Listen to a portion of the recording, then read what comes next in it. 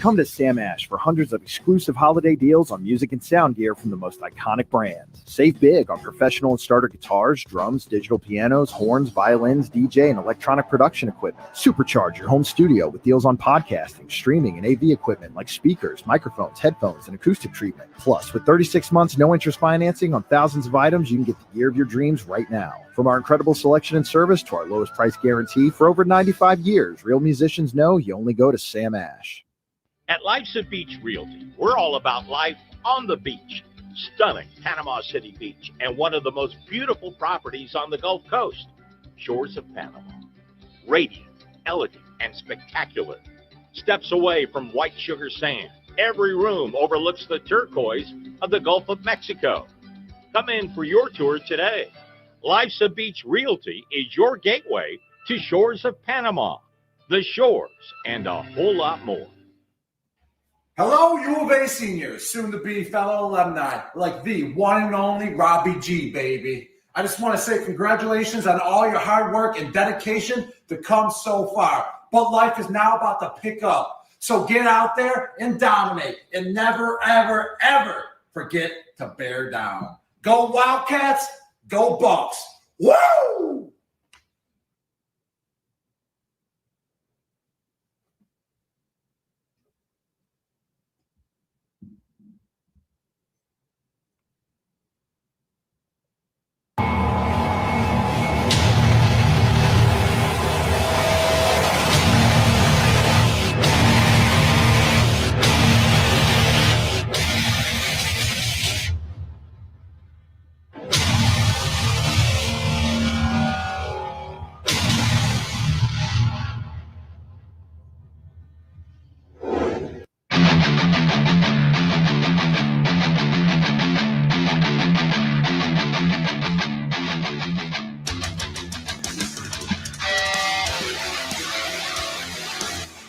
You're now in the Sports Web, a sports talk show for the hardcore fan. Bring your passion, bring your excitement, just don't bring any nonsense. Hey guys, what's going on? Welcome back to another edition of the evolution of Sports Talk Television Nightly here on Bucs Report. It's the Sports Web. I'm your host, Peter Blake, giving you something to think about. And as we always start off the web, bring your passion, bring your excitement, just don't bring any nonsense. On tonight's show, we'll have special guest co-host with me here, Ozzy, the sports junkie from Joe Bucs Fan.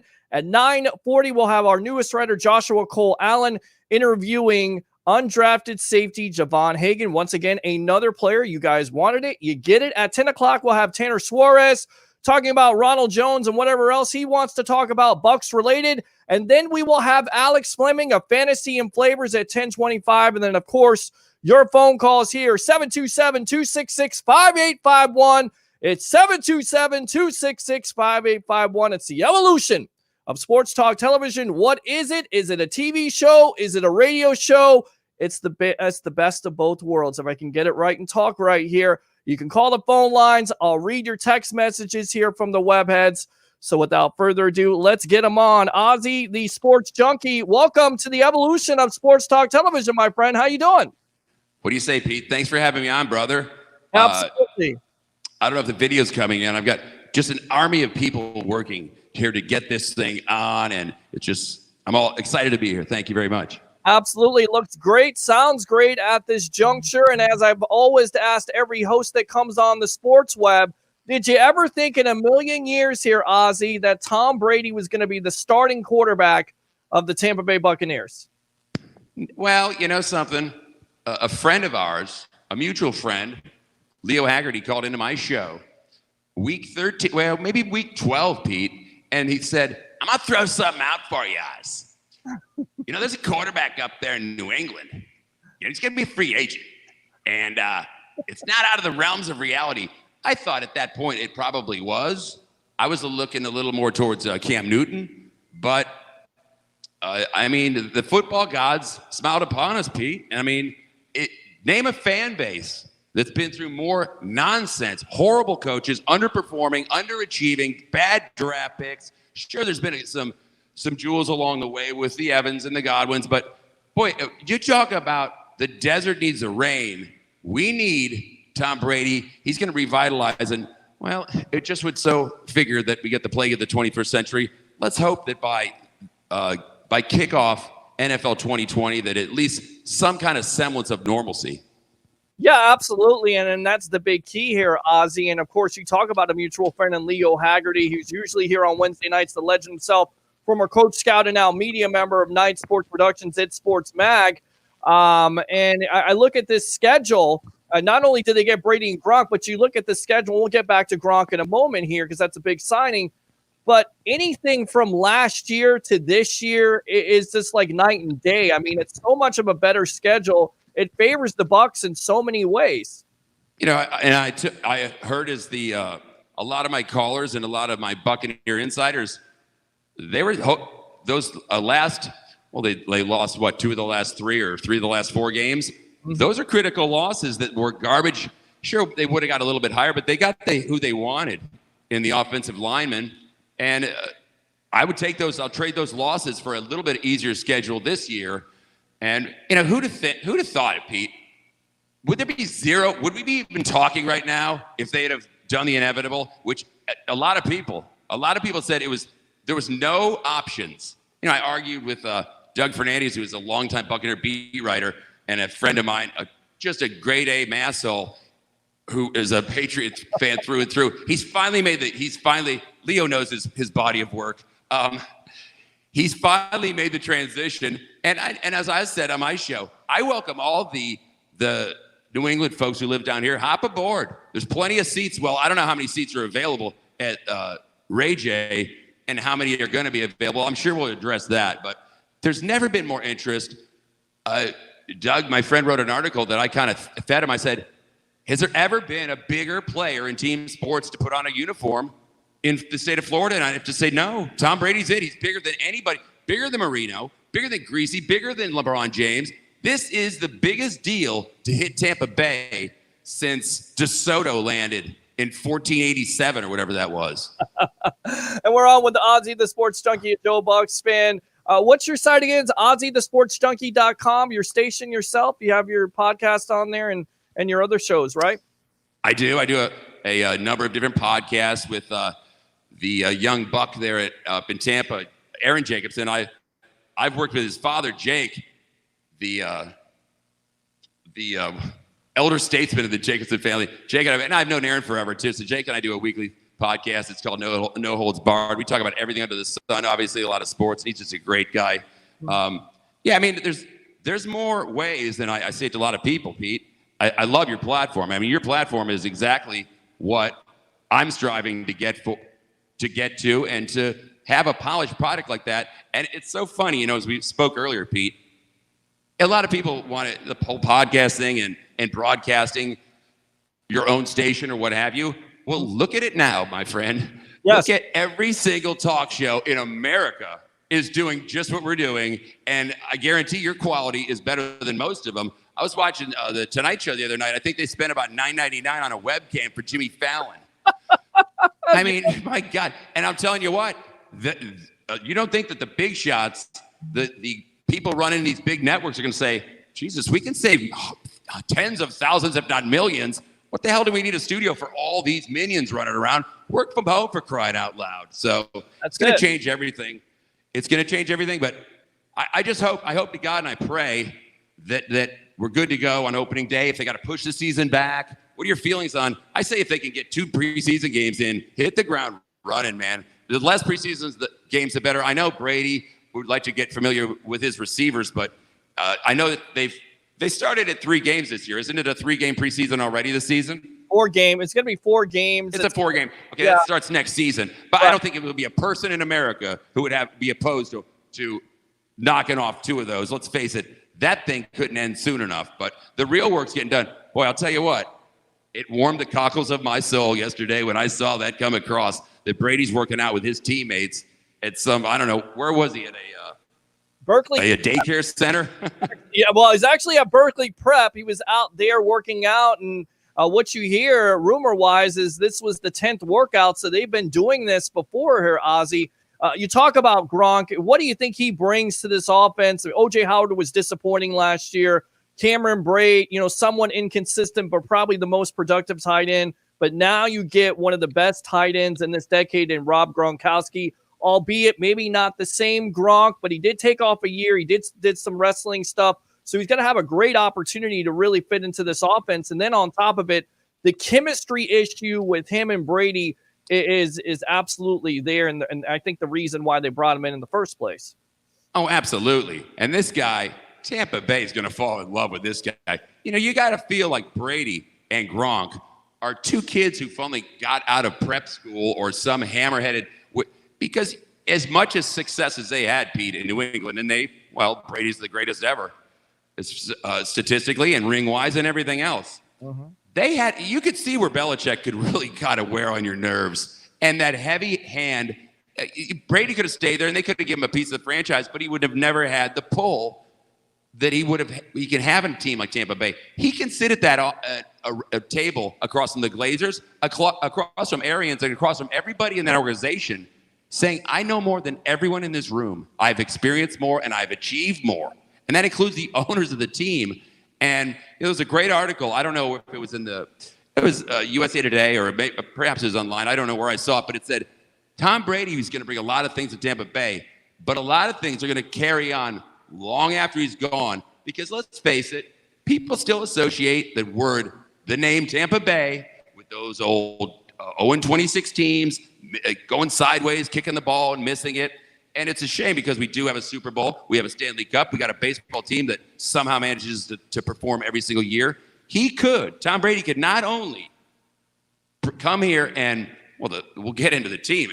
I mean, so loaded, it's ridiculous. He might actually shatter the image that Tampa Bay is associated with losers, and that alone is worth $50 million to the Glazers. I guarantee you, Pete, they've already made that $50 million back in jersey sales, in ticket sales, and just all around revenue. And they've not even scratched the surface. Wait till all these primetime games come. I'll tell you, our friend Leo hooked me up. He had a connection with somebody who had some club seats. I paid $40 for a $700 club seat, Pete. Nice. My girlfriend and I, yeah, it was nice until I saw the first two pick sixes of the game, and there was no one around us. And I sat there disgusted. And I sat there disgusted for about 4 straight games. Then the Bucs won 2 of them. That Colt game, they came back. Half the crowd left after the first half because it was so disgusting. And then they managed to crawl back in against a horrible Colt team that had given up. I thought that Winston was the worst. Brissett might give him a close run for his money. But then they throw out there, put your hands together, Buck fans, for Jameis Winston's 3rd most yards in Bucs history. And I'm sorry, I left the game pissed off that my team won, and I've never felt that. I never want to feel that again. So I wish Jameis all the luck in the world. It didn't work here. Another year of that, and I would be petitioning to not only fold the season, maybe rescind the franchise. So, look, Tom Brady, Ozzy, I know he breathes life into us, man. He's given us CPR, and another thing, and I'll hand it back to you, buddy. Another thing that it does, this opens eyes to all the talent that the nation's going to see that would have never tuned into a Bucs game. They're going to see the Levante Davids. They're going to see the Vita Veas, the Price, the Godwins. Rojo Jones are going to make a big breakout season. So he's opening the door to what could be a Buccaneer long, successful run. Absolutely. We're on with the Ozzy, the sports junkie of Joe Bucks fan, does a lot of great stuff with them, does some other good stuff. Go check out his website, OzzyTheSportsJunkie.com, here on the Evolution of Sports Talk Television. I'm your host, Peter Blake, giving you something to think about, talking about the schedule and talking about what Tom Brady can bring. You've got to think at this point it's Super Bowl or bust. And for me, a lot of people kind of got on me about this and said, you know what, let's see if they can make the playoffs first. But if you invest so much money in Tom Brady, like you talked about, $50 million, you invest money in Gronk, you have all the weapons there. And then on top of it, the coach feels like they're ready to win now. And Brady is basically telling you he's ready to win now. And he feels like the Tampa Bay organization's ready to win now. Then it's Super Bowl or bust, right, Ozzy? Absolutely. There's no tomorrow. There is no tomorrow. And that's why I'm saying for the Buccaneers, we cannot play this kicker routine. So if there is any question about Matt Gay, he started a little shaky. He ended very shaky. And he did, he played well throughout the middle of the season. He hit a lot of 50-plus yarders. But we're not going to be losing games by a last-second missed field goal. There's too much money involved. There's too much time and just energy involved. So I don't know.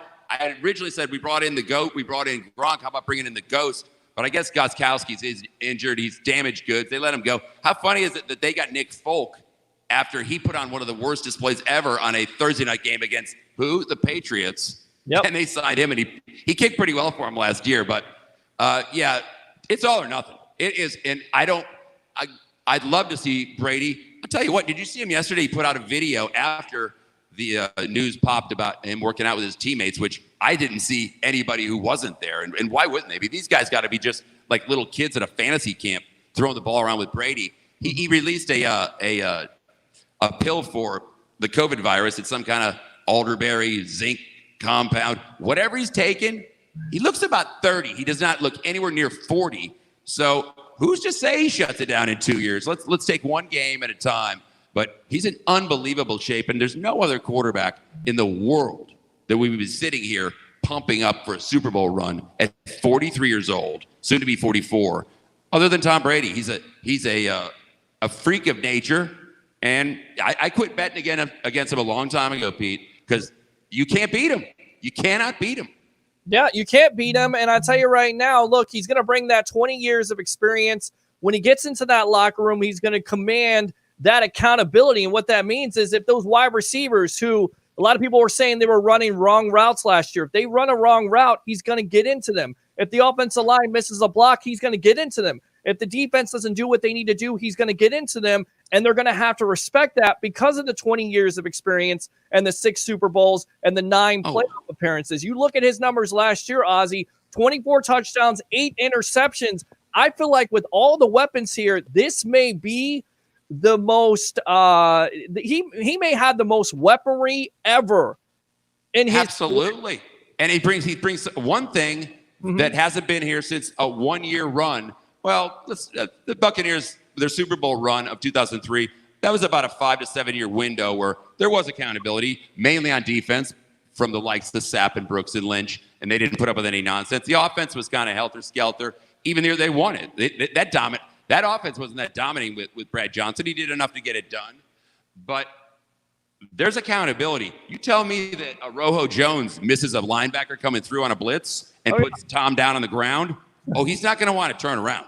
No. If that happened to Winston, he would just brush it off. Sorry, bud, I'll get you next time. Say a pass is dropped, Cam Brate drops one, or he had some notable drops last year. These guys, it's a new ball game. There's accountability. There's fear coming back to that huddle. And Tom Brady's not the kind of Marino type to grab you by the face mask and just rain blows upon you. I think a look from Tom Brady is scarier than anything, wouldn't you? Absolutely. He commands that, and he's shown it before on the field. And we're on with Ozzy, the sports junkie, here on the evolution of sports talk television. It's the Sports Web. I'm your host, Peter Blake, giving you something to think about. And like I said, 24 touchdowns, 8 interceptions with only one weapon. I feel like he could have over 30 touchdowns, and this offense could be the most explosive offense that the Bucs have ever had in their NFL history. And look, say whatever you want to about Winston, because we have on this show with the turnover situation, but still second in touchdowns, also threw for over 5,000 yards. So I think the sky's the limit with this offense. The thing that I think people are kind of discounting, and you can talk about this a little bit, is what the Bucs did in the offseason defensively, re-signing a JPP who was big for this team in the last 10 games, 8.5 sacks, really galvanized this defense. You get Shaq back. I feel like this defense is going to be the most they're going to be overlooked by a lot, and they shouldn't be, because I think they definitely, if they can carry over that performance the last 8 games they had last year, I think we're in business.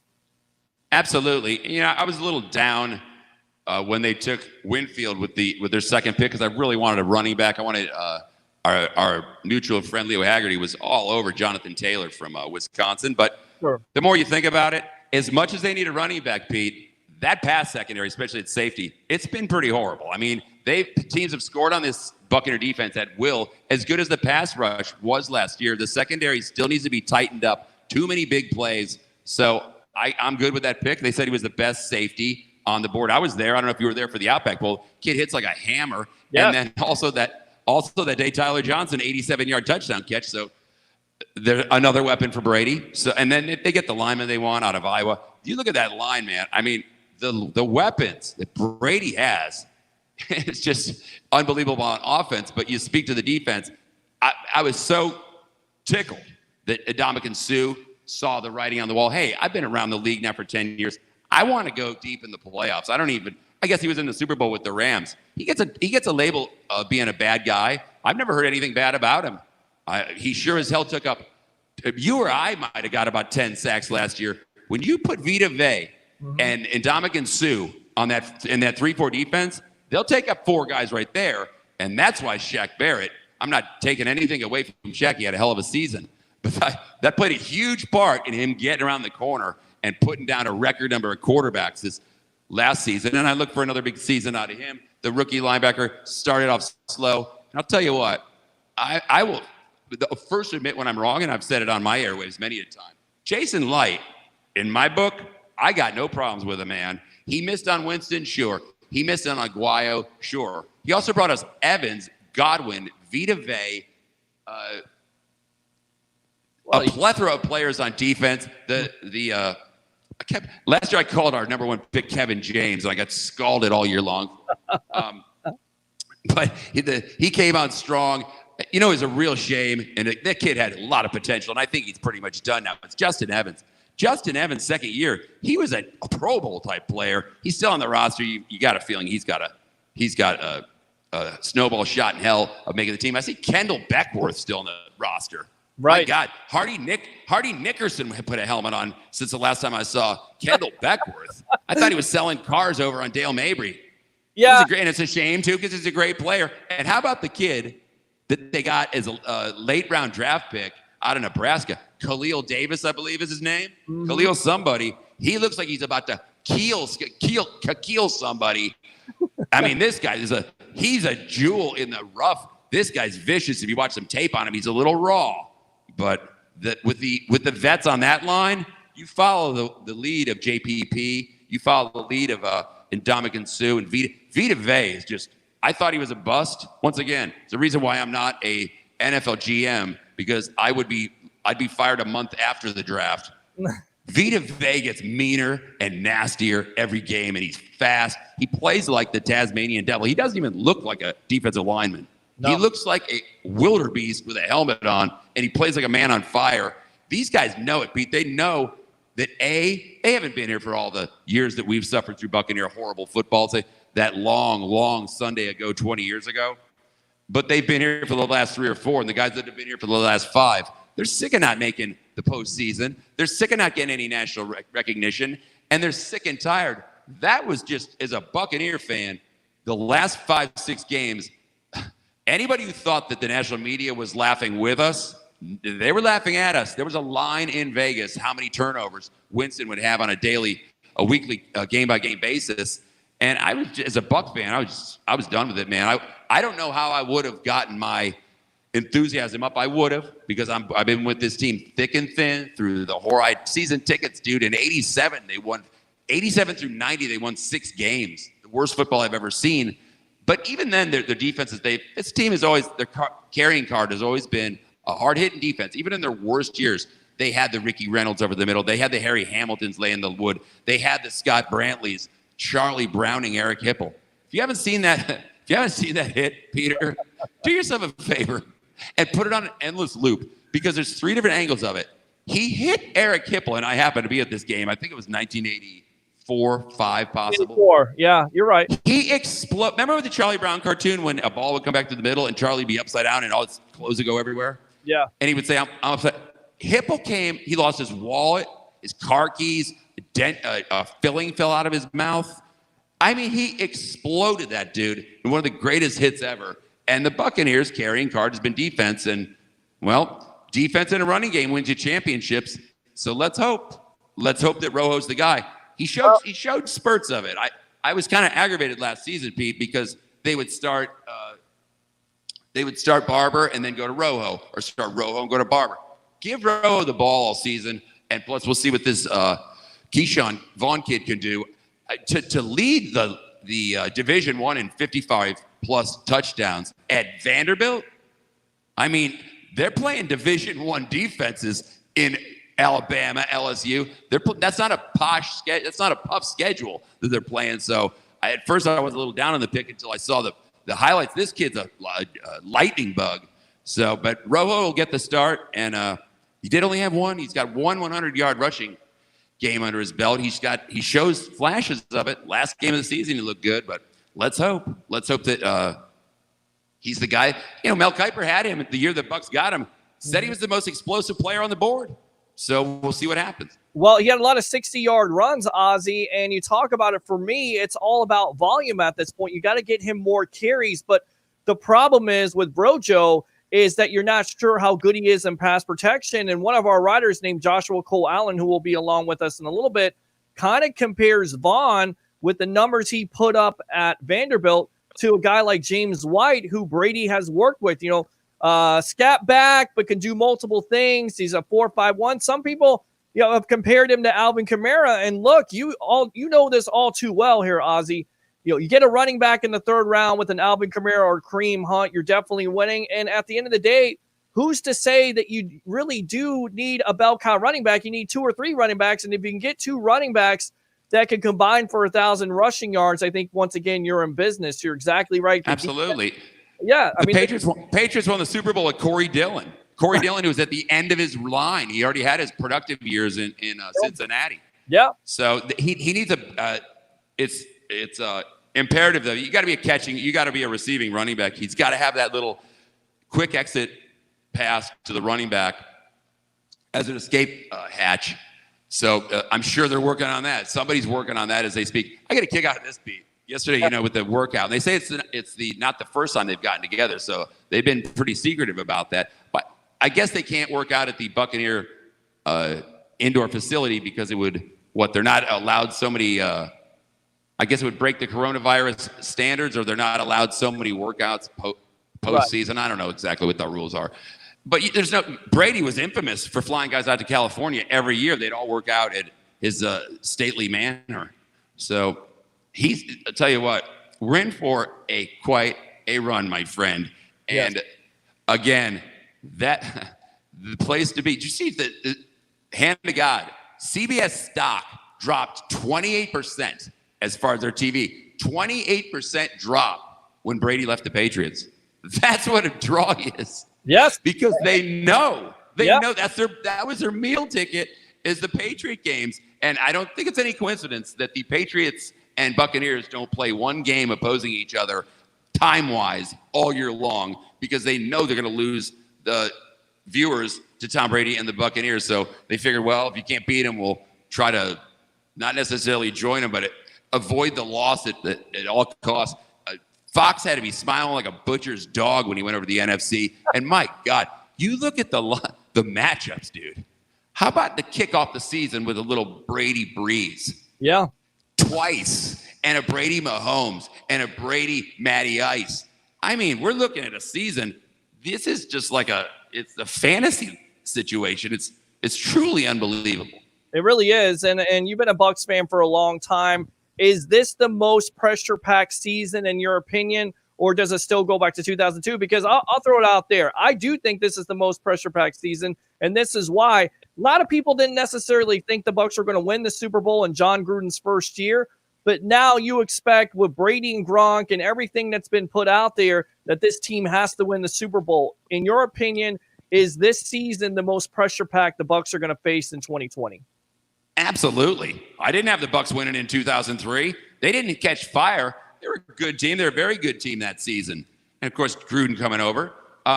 They didn't catch fire till 3/4 way through the season. They just got hot, and they ran it all the way to the table. Right. Yeah, yeah, this is the most anticipated season in Tampa Bay sports history.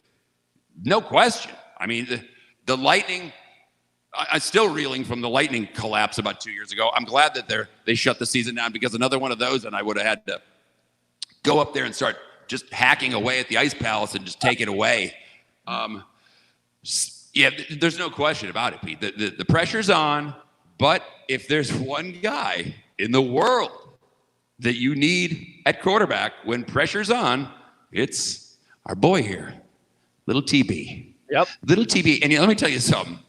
All the gravy training all the transplants. When I grew up in Chicago, I'm not going to lie, but my Bears are long ago with Walter Payton and Jim McMahon. It was about 2 years after the Super Bowl that I said, because I was going to a Bucs game, and I said, this team is so horrible. I love them. And I was done supporting you're Tampa Bay. When you're in the stadium and you're following the team, that's your team. I don't understand.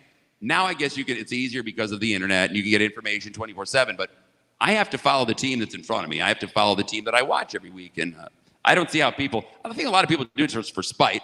And as I mentioned earlier, hey, if you're a wayward New England Patriot fan, hop aboard. There's plenty of room. We're looking to sell some seats and merchandise because that'll afford us more players and more everything. I don't know. What do you make of the NFL? And as far as heading into the season, I guess we really can't even comment until we look at the numbers in August. I'll tell you what, if it's anything like this proposed baseball thing, they need to just stop with that. Yeah. That is the goofiest thing. There's no way that happens, Pete. No. The guys get 6 feet apart. They'd be sitting in the stands behind. Every pitcher has to have his own baseballs and catcher. Please, there's no way that happens. No. And to be honest with you, I wouldn't want no part of it. They're not even going to play traditional National American League. You would just play a regional thing. Who'd want that Super World Series trophy? I sure as hell wouldn't. Well, I think there's some Rays fans that would want it because they're going to play the Braves and the Marlins. Braves are good. Marlins not so much. But there's no tickets. I guess apparently you can't even go to the games. Can't even go to the games, so you got to watch them on TV anyway. Of course, there'll be Rays fans out there that say we don't show up anyway. Final thought. I'll tell you what, Pete. I'm not too proud to admit it. Mm-hmm. Because I have FanDuel. I have an association with them with my radio show. Right. And FanDuel is just fun. I mean, what other interest do I have in an 8:30 Chargers Colts tilt other than a little fantasy action? And they're just taking it on the chin. So not only am I betting fantasy football and baseball, which is just computer simulated, Sunday night I hit a new low, Pete. I might need to get into some kind of a 12-step program. I bet actual money on drone racing. Whoa! These little things that fly around? Right. Well, sports fans, we're getting desperate for anything at this point, so you have to have NFL football back. And I had to race home because I was working a 3-card Monty game behind Walmart when you called me. There you go. I knew you were doing something. I knew there was some type of Let me ask you this, because you're a betting man. With this schedule coming out, Brady and Gronk added to the Bucs, how many wins this year? And I'll ask you again, but this will be your early prediction. How many wins did the Tampa Bay Buccaneers have in 2020? I mean, it's hard to say. There's nothing that irritates me more. I was just talking on my radio show about a schedule guy who's got every game penned in May when they don't even know who the hell's going to even be on that team. But, you can give an overall look, and I never put my stamp of approval on a number, but I don't see why they couldn't win 12 games. I mean, is that far out of the question? They've got the best receivers in football. They've got the best pressure quarterback in football. Their offensive line, with putting Worst over there at the right side. If you look at it, he was basically Jeremy Trueblood 2.0. Every penalty was on poor DeMar Dotson, and the guy played for 11 years. And DeMar's a great guy. Leo Haggard, he loves the guy. He's a sweetheart of a guy. But 11 years in the NFL, you're done. Yeah. You are done, and he had to be replaced. I was really shocked they didn't get a left tackle and maybe pick up another right tackle. Donovan Smith, you got to feel he's really got to show up strong, because that's your blind side for Brady. And if he doesn't protect him well, that doesn't bode well for him. But we'll worry about that when it comes. They picked up a free agent from the Colts right about the time that Brady came in. I don't know what this guy's going to bring to the table. And there's a couple of their unsigned free agents. But it's all about protecting Brady. But the thing that you're going to see with Brady, that, and Winston, God bless him, he tried his hard. He tried the best he could. Sometimes you just don't have it.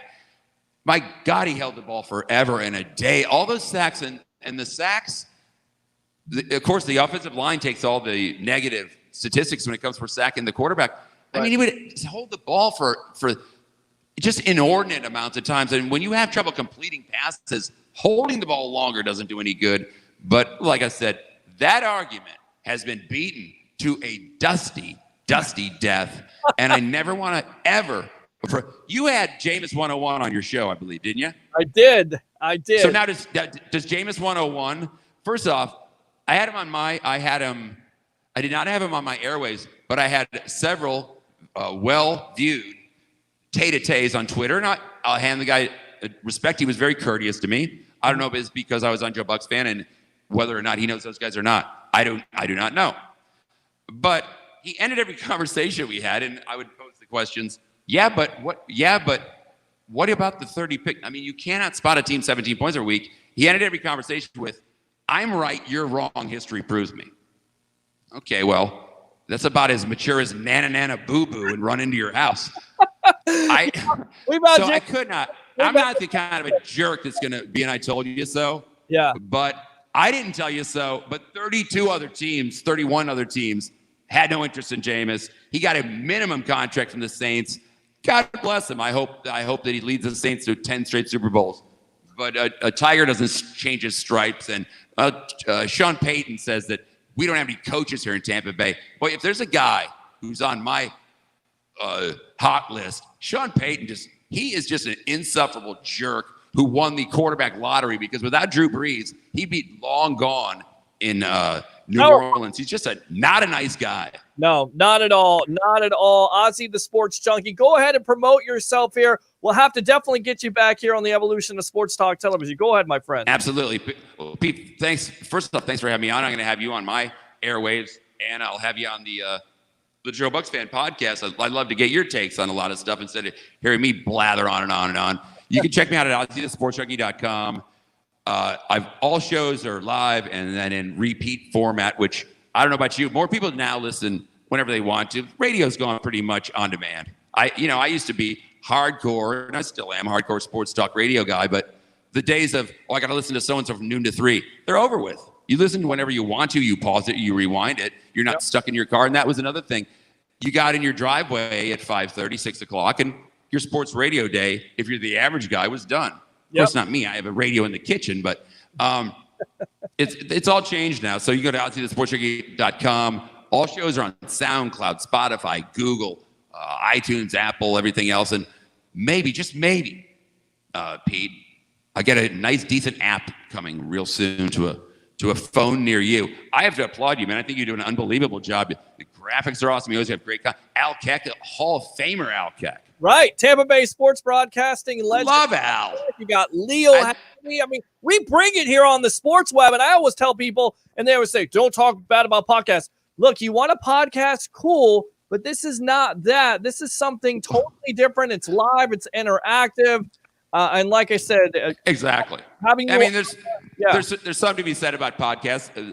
Listen whenever you want to, but you're exactly right. There's something. My buddy Jay Jacobson points to that as well.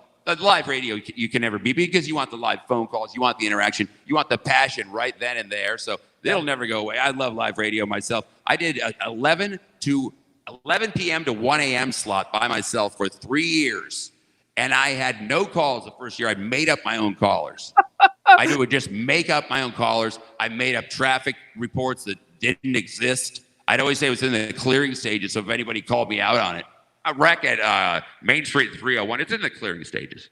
So now I can never get called out on it. But live radio, I tell you what, though, you got to hand it to guys like my buddy Aaron Jacobson. To talk sports right now for 3 hours a day, my buddy Pharrell's on Sports Grid. You can see me on there every once in a blue moon. There is nothing to talk about. They're all talking about the Bucs like we are. What would you be talking about? They've broken down every possible angle. All right, who are the 100 greatest baseball players? Okay, what's your favorite snack at halftime? I mean, who's your favorite player to die of cancer? I mean, how much more can we possibly? The minutia. Jesus God. But thanks for having me on, Pete. This was a lot of fun, buddy, and I can't wait to have you on my airwaves. And man, let's get together and hopefully in maybe early February. Maybe we'll have a toast of a drink of some sort for some occasion. Sounds good, my friend. Absolutely sounds good. Ozzy, the sports junkie here on the evolution of sports talk television. Thanks a lot for joining me. All right, boss? My pleasure, my man. All right, there you go. Good stuff there. We bring it here on the Sports Web. I don't play around. I told you. He said it himself. Al Keck, Leo Haggerty. Start with there. You got great guests, and of course, we got your web heads here. So let's go out to the web heads.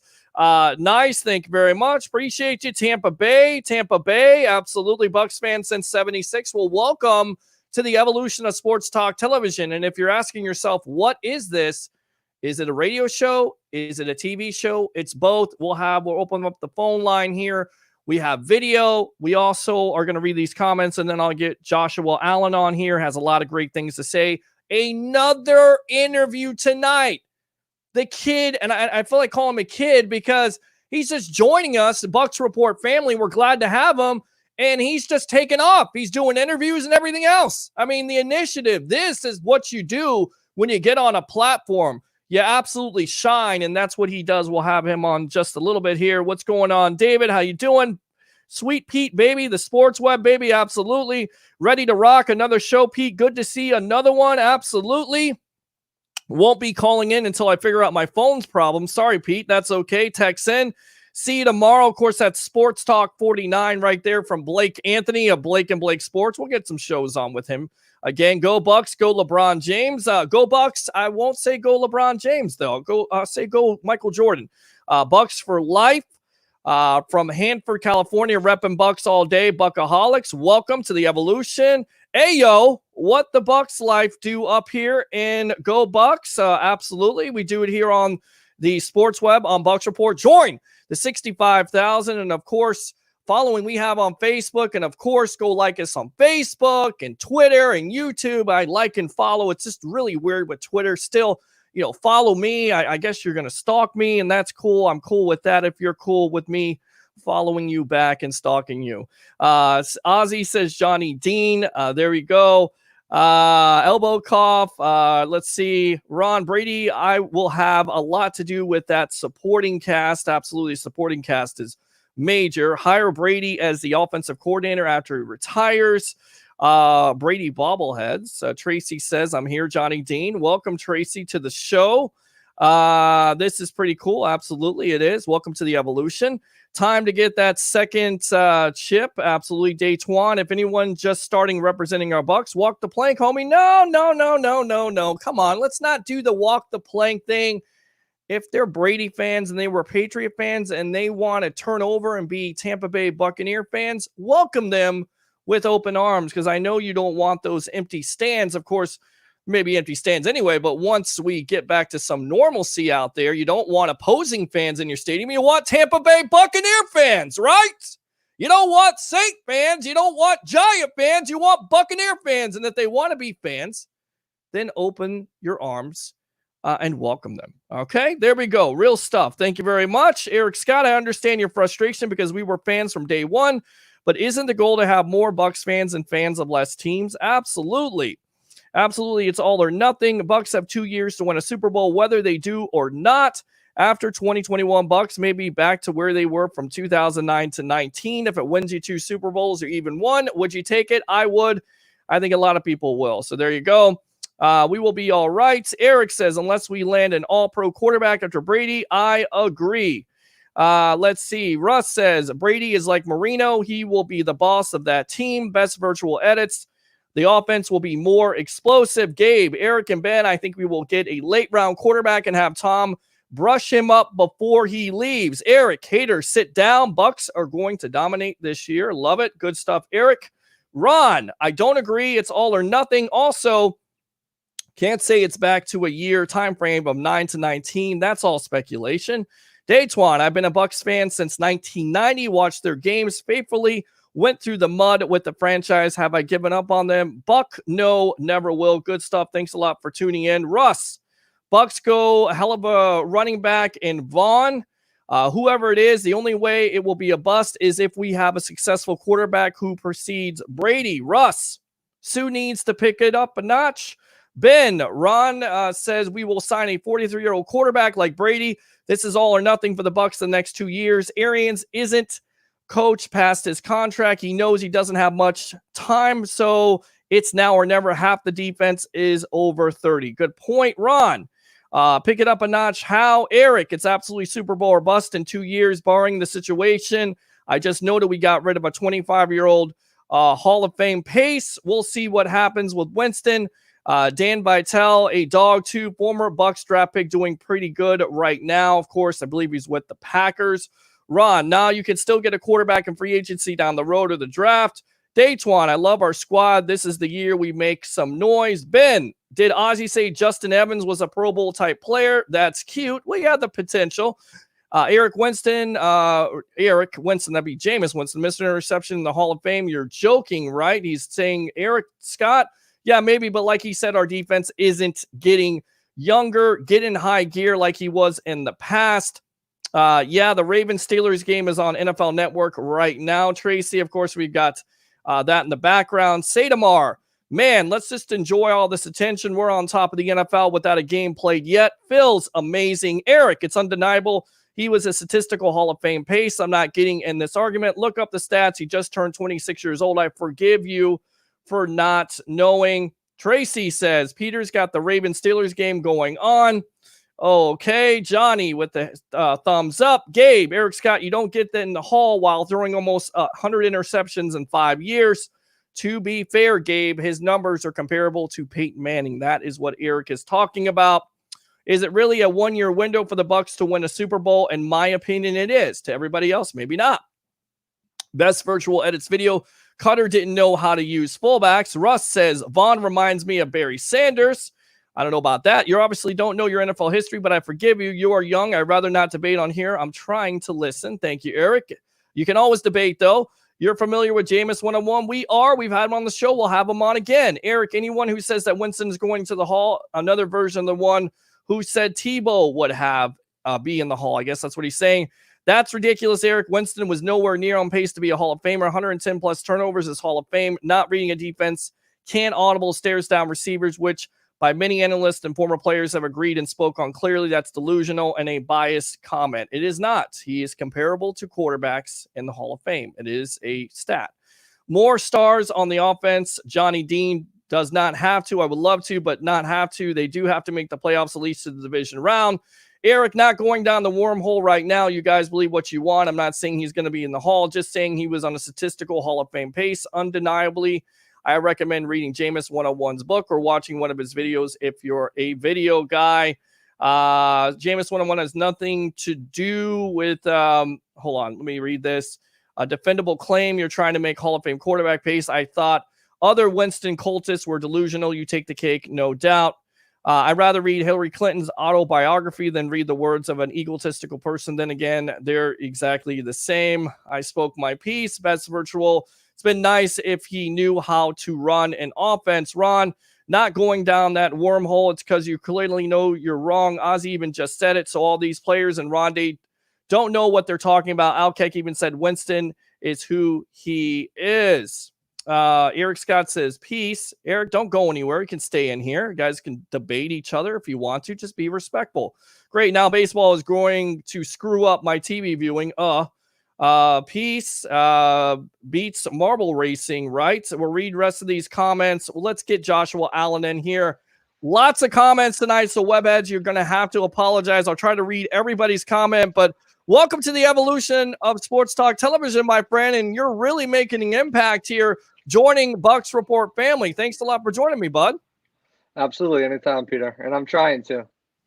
Well, you're definitely doing a hell of a job here. We're going to push back Tanner Suarez. I know we wanted to have him on 10, but I want to give you as much time as possible. In fact, we'll go into the interview, but we got this sound clip. Cameron Brate was actually on Sirius XM radio, and he talked about working out with Tom Brady. We'll talk about this in a moment. Let me put you back in the lobby here, and we'll get you back on. Yep. We'll talk about that. We'll go into the interview here on the evolution of Sports Talk Television, all right? Gotcha. Stand by. All right, so here we go. Cameron Brate was on Sirius XM radio today talking about his workout with Tom Brady. We'll talk about it with Josh Allen. You guys keep on commenting. I'll try to read all the comments on the evolution of Sports Talk Television. Enjoy. Life's a little different when Tom Brady's your quarterback, right? I'm sure just for a kind of thrown together workout at a high school there in Tampa, but when it's Tom Brady and it's a new team, this is what comes with it, right? Right, exactly. Pretty ordinary, I think, to be having, throwing sessions in the off season, even, given these circumstances, guys kind of all around the league are able to, work out and throw, but definitely a different kind of attention and spotlight and scrutiny we're under in Tampa with our new offseason acquisition. What was the first time you got together like? What was the conversation like? What did he ask of you? How were the introductions handled as you guys meet for the first time? I mean, yeah, it was pretty normal.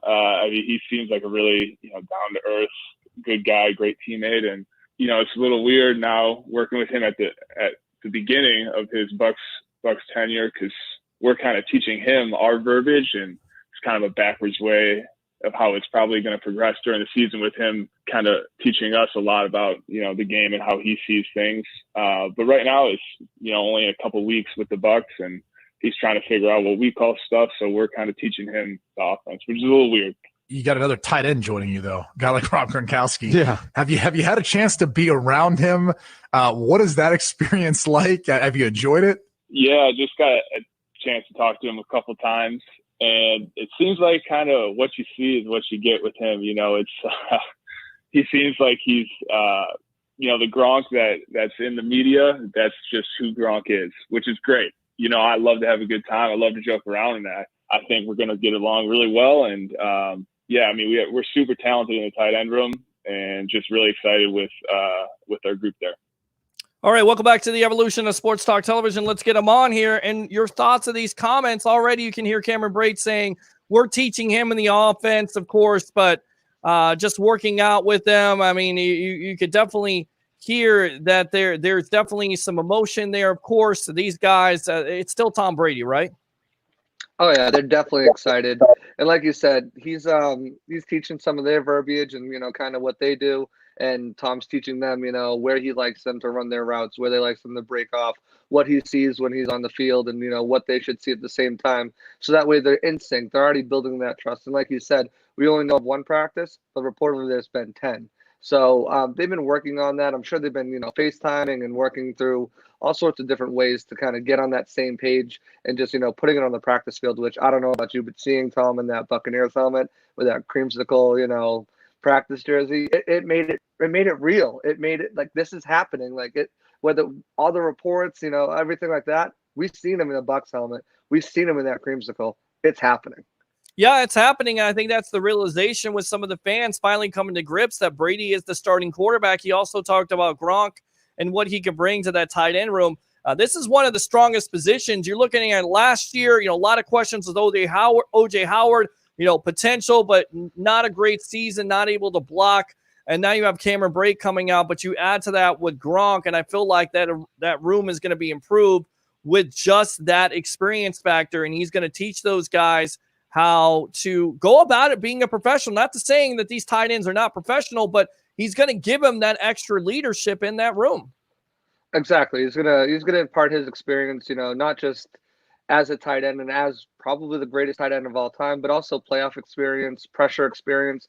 You got to remember, in New England, their expectations, especially to the fans, are Super Bowl or bust every year, because that's been the history. That's been the predicate since Tom Brady took over as a quarterback in 2001, Super Bowl or bust. So with those expectations here in Tampa now, he can impart that in how to deal with it, how to manage it, how to, block out the noise and just focus on one game at a time. Don't focus on the season. Use these media clippings and use these people doubting you and saying stuff about you as motivation when there might not be as much motivation because you're being talked about as a possible Super Bowl favorite. So he'll be able to bring that knowledge, as well as Tom Brady, on how to find exterior things, even if they're the smallest things, to motivate you and want to prove the doubters wrong. I mean, remember, he's too old. He doesn't have it. On to Cincinnati. All these things, all these little things that Tom has used to motivate himself. And most of us are like, what are you talking about? I mean, you're too old. You're still putting up these numbers. So they're going to use that. They're going to use his experience and, just also his experience with Tom. Because, he can say, well, Tom likes to do this. Tom likes to do that. If you're blocking or you're coming out of a block, or if you're doing it, this is what Tom likes to see. If, let the guy go and take out, curl out to the flat, and, Tom will throw it to you if there's nothing. So all these different things, they just impart this wisdom on this tight end group, which is a very strong tight end group. I can't wait to see all three of them in the red zone together. Yeah, absolutely. It should be a matchup you got to watch. And what you're watching right now is the evolution of Sports Talk Television. Join the 65,000 following we have here on Facebook. Again, like and follow us on Facebook, YouTube, and Twitter. I'm your host, Peter Blake, along with our newest writer, Joshua Cole Allen. So you've been busy, my friend. You were talking to an undrafted free agent or undrafted. Yeah. Go ahead and talk about this a little bit, and we'll play that interview. Yeah, so I was fortunate enough to get undrafted safety Javon Hagan for an interview.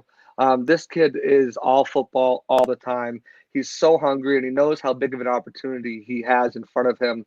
To quote the Patriots, he has no days off. I've asked him about what he's up to, what he's doing, and it's all football all the time. He knows what's in front of him, and he wants to attack it and give it his best shot and his best effort that he can. So I'm excited for you guys to listen to this interview. All right, let me put you in the lobby. We'll go ahead and listen to it here in care of Joshua Cole Allen, our newest writer. Stand by. We'll get it on here. You guys said you wanted us to interview players, so we give you what you want. See how that works? You ask for it. We give it. We provide it. You continue to support us, and we'll continue to do things like this here live on the evolution of Sports Talk Television. Here we go. Here from Bucs Report. I'm with undrafted safety Javon Hagan. Welcome to the Buccaneers, obviously. And just want to congratulate you on signing with the Buccaneers. And how do you think not having a pro day affected your draft process? And an undrafted free agent, what drew you to Tampa? During this whole pre-draft process, it was definitely crazy for not only me, but a lot of athletes not being able to showcase their hard work throughout the pre-draft process. I went to perform in Fort Lauderdale, Florida, and was working with them from January to about mid-March. And I was eager to show the scouts, what I off of the field as far as film, because they knew I could play. I've been a all-max selection for 4 years straight, so the ability to make plays was definitely there, and they knew that. It was definitely boxes that needed to be checked as far as hips, how my hips were moving, and how fast I would. They want to see my speed, and also during the pre-draft process, I was focusing on making sure I was in the best position as possible. Yeah. Take little things, being on a lean diet, and dropping a little bit of unnecessary weight. Yeah. So I did pretty good on that. I was working with Tevin Allen, who was a great DB specialist. He was definitely getting my hips more looser when it comes to coming out of my breaks and things like that. And when we're working drills, that they were working the combine as well. So I ended up running a 4.48 laser before I left to come to Ohio for my pro day. So I was eager to show the scouts that, because at pro days it's on stopwatch. So yeah. I was looking forward to it, but everything happened for a reason. So I really wasn't too stressed out about it. I knew I had the opportunity at the end of the day, and Tampa was able to present that to me. So I'm very thankful for that. Can't wait to attack the opportunity as well. Awesome. Great answer. And you mentioned it. You came out of MAC, a highly decorated player, 2-time first-time all-team, 2-time second team. You had 318 tackles, 26 pass breakups, 10 tackles for a loss, 9 forced fumbles, 6 interceptions. So, you showcased your ability, all over the field. And, you were all over the field. And what do you think your biggest strength is? And how do you think that's going to translate to the NFL? My biggest strength is definitely watching film, because that's how I was able to make the plays that I would make. And, Monday through Friday, that's your prepare week. So I would just take everything one day at a time, when it comes to certain formations and certain packages, personnels. So when it came to Saturday, it would just come to me, just like that, And I'm a guy who loves to stress preparation. It's good to prepare, so you don't have to prepare at the last minute. So Monday through Friday, I will prepare as much as I can, but not try to overthink anything.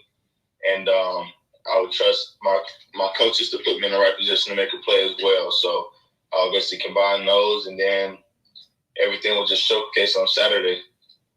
And speaking of trusting your coaches, how excited are you to play for Todd Bowles, knowing how he uses players in versatile schemes, and you really using them and their strengths in the defense and highlighting that and showcasing that? I'm very, very excited, man. I'm very excited to take on this opportunity. a lot. There are actually some things in the packages that's a bit similar to the things that I did in college. Not only in the secondary, but the D line as well, as far as certain stunts and things like that. So I'm looking forward to playing for him. He's a great guy by the things that I've read so far. I definitely did my homework and definitely eager to get out there and listen and be coachable for sure. Have you had any communication with him or on what your role is going to be? I mean, you're a very versatile player. You can line up in the box, drop back in coverage. You can, you're an aggressive player as well. Do you have any ideas of how Tampa wants to use you in a certain role, or is it still kind of figuring all that out with the uncertainty that's going on right now? They have me at strong safety currently, so okay. I'm just studying the things that the strong safety does as far as communication and the roles as far as the defense goes. Okay, and you're joining a pretty crowded safety room, including second-round pick Antoine Winfield Jr., which I see a lot of similarities in your game, especially with your versatility. How do you plan to stand out among that group and battle for a spot on this roster? And what are your expectations for yourself? Just staying in my lane, making sure that I'm taking care of the things that I'm taking care of, not trying to overstep my boundaries. This is a type of process where you have to crawl before you walk, so I'm not about to come to Tampa just thinking automatically I should be that guy on the first day, I gotta attack it as much as I can. Special teams is definitely a big thing for me. Not only just because of the position that I'm in, but that started my career at Ohio University as well. So I take pride in special teams. So like I said, man, I don't want to come in worrying about this guy and that guy. I'm focused on myself and focused on what I can do to get better, not only for me but for the organization, and just trying to find key ways to help the team out. Because if I can help the team out in numerous amount of ways, then I'll stick around. So as long as that really happens for me, then there's really no pressure or anything to stress about, because at the end of the day, I know what type of player that I am personally, and I know humbleness has gotten me where I am today. So that should carry on, and like I said, everything happens for a reason for sure. So I'm looking forward to the opportunity, and definitely looking forward to being the odds, of course. Yes, awesome. That's a great answer as well. So you're actually from Jacksonville, which is about a 3-hour drive from here. How does it feel to come away in your home state for a chance to compete? And how does that motivate you even more, knowing that you could be playing in Florida? I'm sure you have a lot of family and everything. And like I said, it's not that far of a drive for them to come see you. Mm-hmm. Oh, yeah. It's definitely a great opportunity for me, just due to the fact that I have a lot of family members up the street, And Ohio is a bit difficult for my family members to come because, we're 13 hours away. So, and then even when my mom and my stepdad did come to the games, they would still drive. They never caught a flight or anything. They would drive. So it's definitely a great feeling that I'm right up the street a bit, and they can drive 3 hours compared to 13. And, being a Florida kid, I love playing in Florida for sure. I hate playing in the cold. Yeah. But if I have to play in the cold, I'm gonna get the job done, of course. But as far as the heat, I'm a heat type of guy. I grew up playing football in Florida. I just love the humidity here, and I love what Florida has to offer. Absolutely. So who's been your biggest influence, and who do you model your career after? Like, who's your role model for your position? I definitely based my playing style Jamal Adams. I love the way he's aggressive. Yeah. He's very aggressive. He studies film. I've done my homework on him since he's been at LSU, actually. And he plays that dog mentality, So I try to model my game after his, because we're about the same structure. He's in the box, I'm in the box. Only thing that he does a little bit differently is his coach put him in better position as far as blitzing. Yeah. I didn't really blitz as much in college, like he's been doing for the Jets and things like that. He actually got a strip. I was gonna say a strip sack. He didn't really sack him, but when it came off the blitz and then stripped the ball from Eli and scored, that was pretty huge. And it's just little things like the way he calls fumbles and the way he hits and the certain things that he do. So I like study. I study the things that he does, and I try to implement the things that he does to my game to make me a better player. You know, because I like the way that he, like I said, he makes plays on the field, but it's the things that he does off the field to put him in that position to make the play. Yeah, absolutely. Yeah, he's a tenacious player. A lot of fun to watch too. How have you been staying in shape, and what have you been doing to keep yourself entertained? I got a trainer here, honestly, so I train with him. Perfect. Monday, Wednesday, Friday, we try to get it in. I got access to a gym, a personal gym, where I can go in there anytime that I want to, and I also have resources to watch a film. I have resources to the playbook, so I have a lot of things that keeps me busy doing this all the time, because this time can either make you or break you. It can make you, because it's a lot of people out here that's not really doing anything. That they're using the whole quarantine thing as an excuse to sit down and not have to do as much. So that gives me a great opportunity to pass up the people that's really not doing that much and really not staying physically active. So yeah, during this time, the grind don't stop for sure. So I'm definitely taking advantage of it for sure. It's a great opportunity for me, honestly. Absolutely. What have you been doing in your downtime to where everyone's stuck in the house? Or Florida's starting to loosen up a little bit. What have you been doing in your downtime to just kind of relax and take your mind off football? Man, honestly, football been every day. Yeah, that's awesome to hear.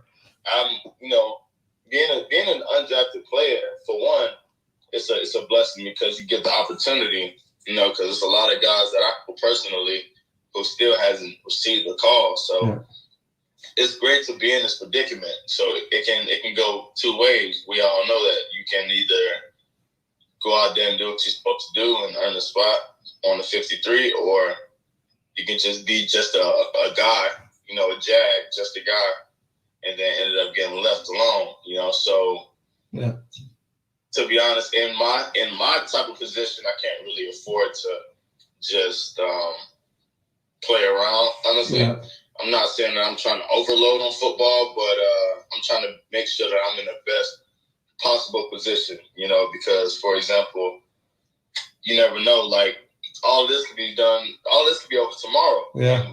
We probably have to mess around and report, in 2 days, 3 days, so you never know. So I'm just make sure that if we are to report tomorrow or in the next 2 days or 3 days, that I will feel comfortable and make sure that I'm confident enough to say that, okay, I'm ready to go. Instead of saying, I'm going to take off on football today and just, mess around or lag around. Yeah. Now, don't get me wrong, I played a game here now. I play like 2K by myself on my player and stuff, or like Fortnite here and there, but I'm definitely focusing on football more than those things, just because of what's in front of me. And then, like I said, I look back and I see all of the guys that I know who don't really have this opportunity. So it really wouldn't be fair to just sit around and play with the opportunity when I know that it's guys who would die to be in this position. It's guys that I know who didn't get the call and they still work out. Just as if they did. So things like that give me a drive, and it gives me a reason to keep staying active and keep staying focused. Hungry. I like that. I like that a lot. What do you think about the signing of Tom Brady and then the trade for Gronk? And how do you think going against them in practice will help actually elevate your game as well? That's honestly, it's honestly crazy. I grew up watching those guys, as a kid, and then as I've grown up and just watched them stay as consistent, it's very huge to be in the same surrounding as them, for sure. Definitely looking forward to getting better by going against those guys. That's the plan, but as far as, focusing on them, honestly, when everyone talks to me, they'll say, like, you're going to be with Tom Brady and some of the high names. Yeah. If I don't do what I'm supposed to do, I won't be with them. Yeah. So the plan is to focus on making a roster. Then I can say, I'm on the team with these guys. But as far as right now, I'm focusing on what I'm supposed to be doing and making sure that I'm in the right position to make the 53 and help the organization out. Yeah. And then I can focus on getting Tom Brady back the ball, getting Gronk back the ball, taking more, So, but like I said, man, it's definitely a great feeling to have those type of guys around, because they're definitely they're freaks, man. They're freaks of the game, and they make a lot of plays, man. They're very good at what they're doing. They're very professional. So, have guys like that around.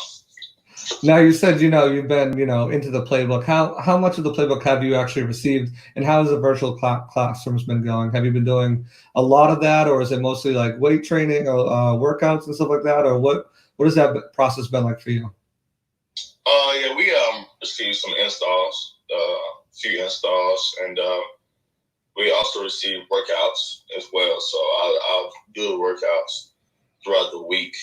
And they also give us Friday off, but I'll step up and on my own on Friday, whatever I feel that I need to work on in the weight room, and that's what I'll do.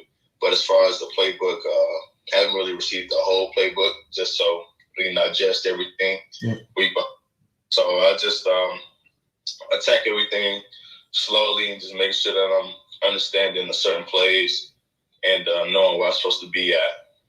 Mm-hmm. And just to finish things up here, what's one thing that Bucs fans should know about Javon Hagan? One thing they should know about Javon Hagan, he's a very, very humble guy, but he'll get after it too. He's very hungry. He's been defeating all odds since a kid. He hasn't placed in the best position literally every step of his career, starting with Little League. Little League, I was, Pop Warner, they had a rule where all kids had to get 8 plays. So starting out, I was an 8-play player. And then after the 8 plays, I wouldn't see the rest of the field. Oh. And very next year, I ended up being, one of the stars on the team. And then in high school, I was surrounded by a ton of great guys who had tremendous talent. Trinity Christian Academy, one of the best schools in Jacksonville. Yeah. And we had over 10 guys with D1 and offer. So I would literally go into the locker room and see Urban Meyer, Nick Saban, Les Miles, and all the guys. And it would feel a bit intimidating just due to the fact that I had so many talented guys around me. Yeah. And didn't have any offers my senior year of high school, going into my senior year. And then I ended up, starting to shine and starting to feel myself a little more and starting to play with that aggressiveness. And then I ended up picking up about 8 or 9 offers. So then I overcame that obstacle. And then entering Ohio, I was redshirted the first year, So that, I never took a year off football. So that was a challenge for me. But then I ended up becoming one of the best DBs to come out. And also the only DB to become all-MAC first team 2 years in a row, So I honestly made history at Ohio University, which probably one of the biggest accomplishments there. So no matter what happens in my career, I always find a way to get it done. Like I said, everything happens for a reason. So I'm definitely going to come with that chip on my shoulder and be coachable. Anything they need me to do, I'm going to do.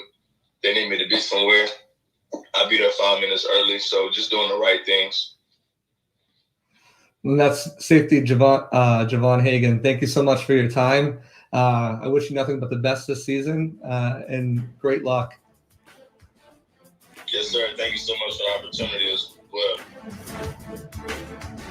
All right, so there you go. That was our own Joshua Cole Allen. Great interview, my friend. Welcome back to the evolution of sports talk television here. And what was the main thing you got out of him? Because there are a lot of great things. Who he looks up to, Jamal Adams, who's one of the best safeties in the game, of course, for the Jets. You be familiar with him because you've seen a lot of him in that AFC East with, being a Patriots fan. But then again, you like the kid's attitude once again, and this is a Jason Light specialty, getting a kid that even though he's undrafted, he has a chip on his shoulder. He's going to use that for motivation to push him to that starting position possibly. Exactly. The one thing I took away was he's not taking this opportunity for granted. He knows that, like he stated, how many of, friends of his and people he knows don't even have the opportunity. So he's going to work. He's going to grind, as hard as he can to try to carve out a role in this roster, whether it be special teams or whether it be, back of the roster type guy. I think, we have our kind of, 2 to 3 safeties set. So he's kind of still going for that 4th or 5th spot, which if he plays the way he did in college, I know he came from, the MAC conference, which is a smaller school. I can see him, having a chance to make this roster for sure. He's got a lot of versatility to his play. He, like you said, he looks up to Adams. I see him kind of as a Teran Matt Honey Badger, or even maybe an Antoine Winfield light. He does just, maybe a harder hitting safety, but he does it all. Like you said, they had him listed as strong safety, but I believe he can play free safety too. He's got the range and the mobility to play both of them. A couple things that, one of the knocks on him was his long range speed and his stiffness in his lower body. But as you spoke about it too, he's been working with, specific trainers to kind of get more fluidity in his hips and be able to turn. And another thing too is he was projected to only run a 4.56, and as he said, he ran a 4.48 laser, which is, pretty good. It's different than a stopwatch time, but I mean, it's still really good. And he was a playmaker in college. It just he didn't go up against top competition. So that's, again, with most of these undrafted free agents, and especially from the small schools such as Reed Sinet as well, it's how are you going to do against this NFL competition? How are you going to separate yourself in practice, in training camp, and show that you belong here? And I think if he plays up to the way he can, I mean, he said it. It was a two-time first-team MAC, 2-time second-team MAC. He pretty much every year he played on the field, he was, an all-pro in the MAC conference. He's got the ability. It's just translating it to the NFL and against NFL competition. How do you think he translates in this competition at safety? Go ahead and break it down for me. Where does he fall at this point, and who is he going to compete? Who is he going to be competing against most likely? I think he's mostly competing against Andrew Adams and Dakota Dixon. Okay. Those are his 2 biggest competitions. Andrew Adams has familiarity in the system. He's played here. He left. He came back, and for some reason they really like Dixon. But again, you never know what happens in training camp. The Patriots routinely had 1 to 2, even sometimes 3 undrafted free agents make the team. So I could see that happening here as well. It's just, how hard is he going to work? And from the interview, he's not taking any days off. It's all football all the time. So it just depends on how hard he works to pass those other 2 players. He offers special teams, which is, a huge part of that back of the end rotation for safeties. But I think those are the 2 players he's going up against. I don't see us carrying the Buccaneers carrying more than 5 safeties. I think they're going to carry more likely 4. And kind of have 5 cornerbacks.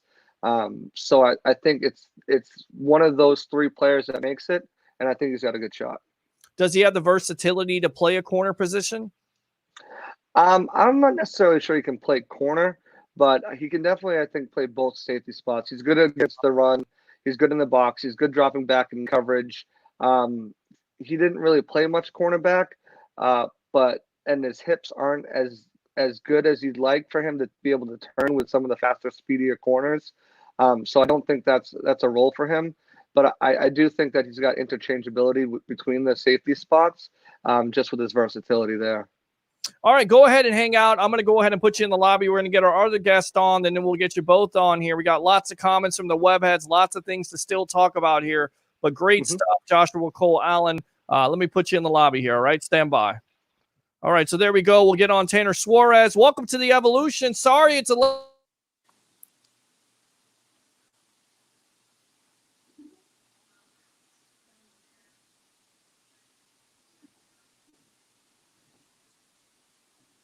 late start, but so much. Okay, well, what's going on, Tanner? How you doing, bud?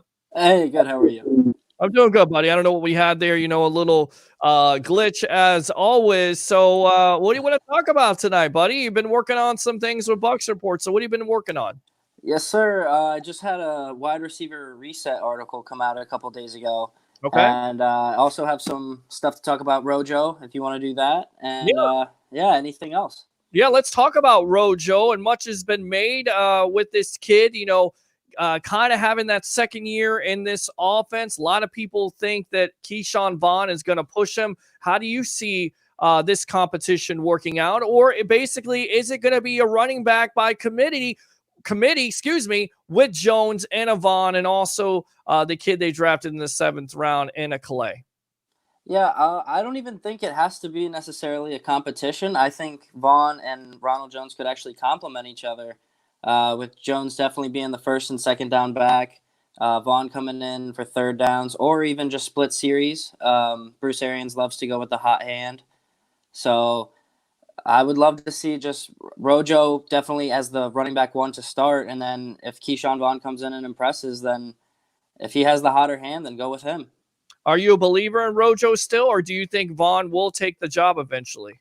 I am a firm believer in Rojo. I think he's just yet to get his full running back 1 reps, and I think now he finally will. They can let Keyshawn Vaughn learn a little bit from him and just be more of a compliment back to him rather than a competition. I think they're as high up on Rojo as they ever have been.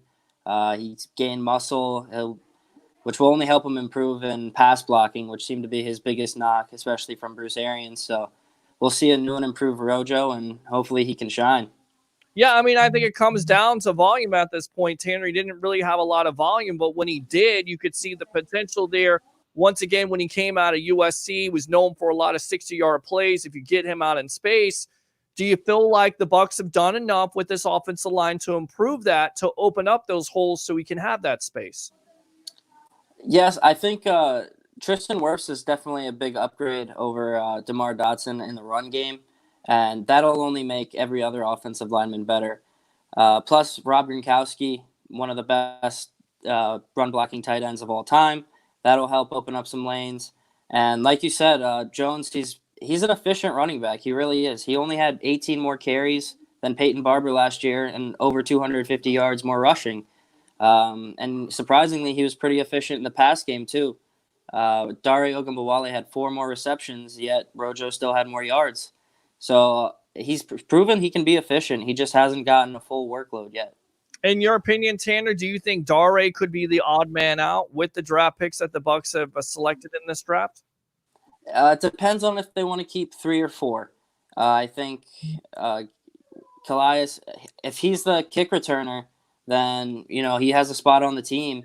But if they want to go with 4, then I think Dare still has a spot as like a 3rd and long type running back, or he can just come in, catch some carry some draws, catch some screens, stuff like that. But I would say Dare still has a spot on the team as of right now. And we're on with one of our newest writers. We have lots of new young writers here. It's new blood night here on the Sports Hub. We got Tanner Suarez on the evolution of sports talk television. It's the Sports Web. I'm your host, Peter Blake, giving you something to think about. You talked about this wide receiving room, and it has definitely gotten packed. Of course, Evans and Godwin, both of those guys coming off of 1,000-yard seasons, and a lot is expected of them. But then you have Tyler Johnson at number 3 getting drafted in the 5th round. Some people felt like he was a 2nd or 3rd round pick, so that could be still. You have Scotty Miller, who was a draft pick last year, and then you also have Justin Watson. So how do you see this room shaking out eventually? I love the Tyler Johnson pick. I think that, like you said, 2nd, 3rd round potential. Had he worked out at the combine, I think he would have fallen into one of those 2 rounds, 2nd or 3rd, but he didn't want to risk any injury, and it cost him a couple rounds, but I'm sure Jason Light and the rest of the Bucs were happy he fell, and I for one, am pretty excited too. I think he ultimately will win the wide receiver 3 position, and I think Scotty Miller also come onto the scene now that Brady is the quarterback. He likes his check downs. He likes fast receivers who can work in the slot, and I think we'll see both those guys shine. Good stuff, and I think that's the competition at this point. It's Johnson, Miller, and Watson, and all is assumed, like you said, that Johnson's going to be in the driver's seat. How do you feel about Miller or Watson? Who do you think they go with at this juncture? As of right now, I would say Scotty Miller. Justin Watson, he's had an extra year on Scotty Miller, but I think Miller showed more big play potential. Justin Watson hasn't really gotten too much done in his 2 years with the team, but I still think Watson will make the team, just more as like the wide receiver 5 role. What's your thought process on what happened yesterday with Tom Brady getting the guys together? And now what you hear is it's the 10th workout together. I mean, first and foremost, Tanner, you're seeing Brady in that Bucs helmet. And now it kind of becomes a reality that he's the Buccaneers starting quarterback. But what's your thoughts on them working out? This is the 10th time. No Gronk, no Godwin, but eventually those guys are going to show up. Yeah, definitely a surreal sight for sure to see him wearing the pirate on the helmet there. And no, it's great. He's definitely working to get some camaraderie with his guys. It was good to see him taking snaps from Jensen. I don't know if you saw the tweet Jensen had of the towel trick Brady taught him. So yeah, it's great, and hopefully they continue to do that, and hopefully they can actually do it in camp if the Corona thing here kind of lightens up a bit. We're talking about that offense and having COVID-19 be one of those things that's kind of making things difficult with these workouts. Do you think that gives the Bucs an advantage going into the season? Yeah, I'm sure every team is doing it. Some states might be a little tighter with that, but Tom Brady, he's never takes time off really from football. That's why he's almost 43 years old and still is the way he is. Yeah. But no, it definitely helps that he's already getting throws. I'm sure they're going over the playbook every day. So yeah, definitely a huge advantage. Yeah, and you heard Cameron Bray today on Sirius XM radio talking about it, how the tight end room is filled up now, and it seems like it's going to be a point of emphasis, especially with having a Gronkowski.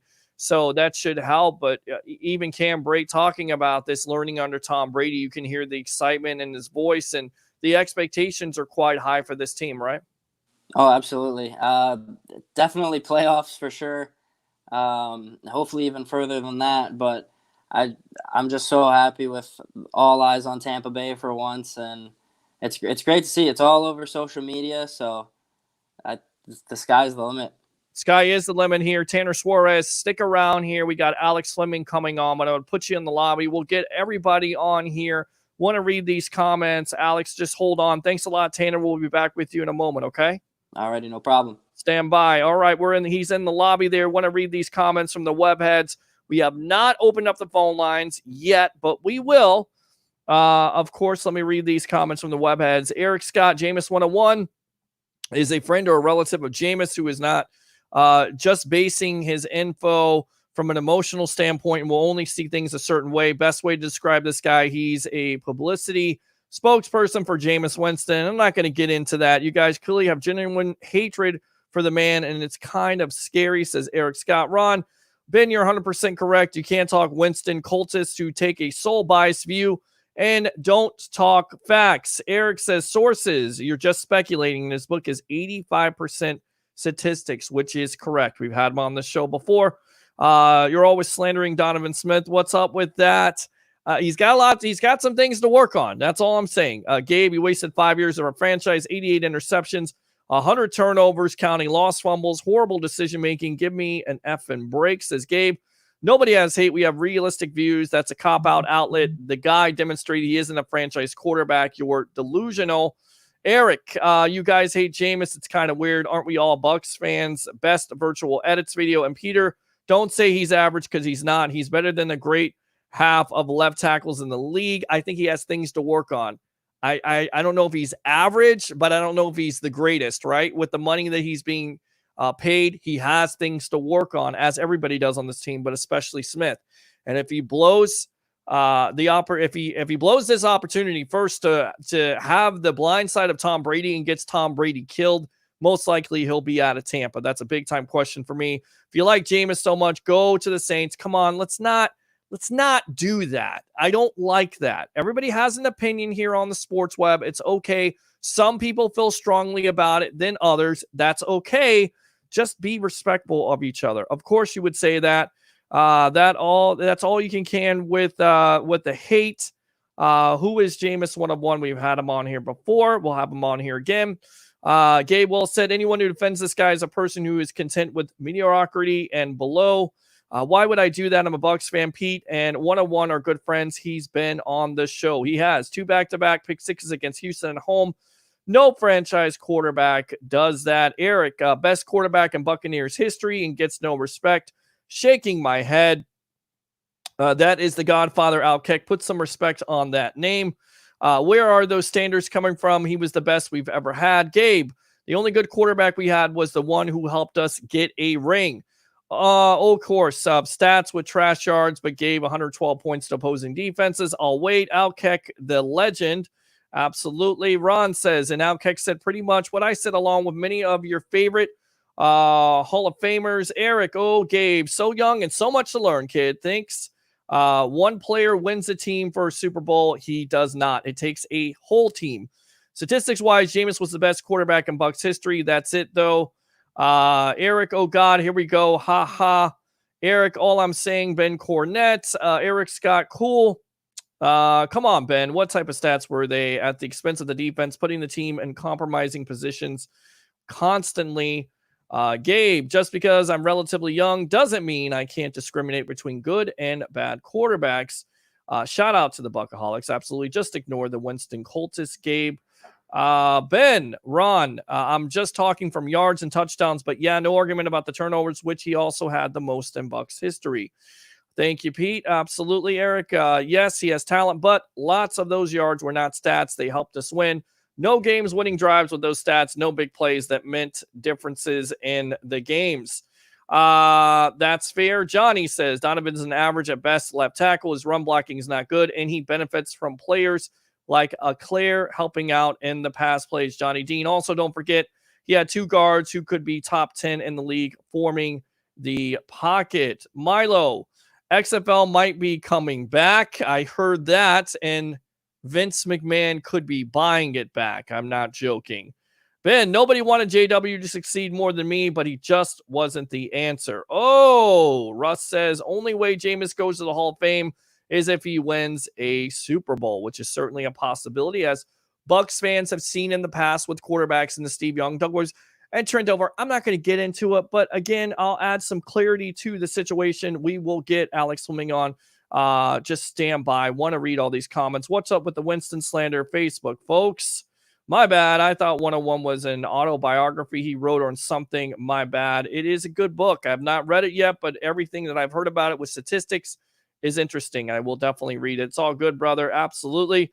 Hey, guys, what's up? I was at church. Good stuff. Hallelujah and amen. Welcome to the evolution. Christopher Cole. You might be right. Eric says, me too. I was online church. I missed the first 20 minutes. Well, thank you very much for coming in to the congregation. Huge shout out to Ozzy, the sports junkie. Absolutely. Gabe, not much. Chris, you missed a Winston debate and me being confused about a couple things. It's all right, Gabe. We will educate you here. You being 17 years old. Guys, go easy on him, but welcome to the sports web.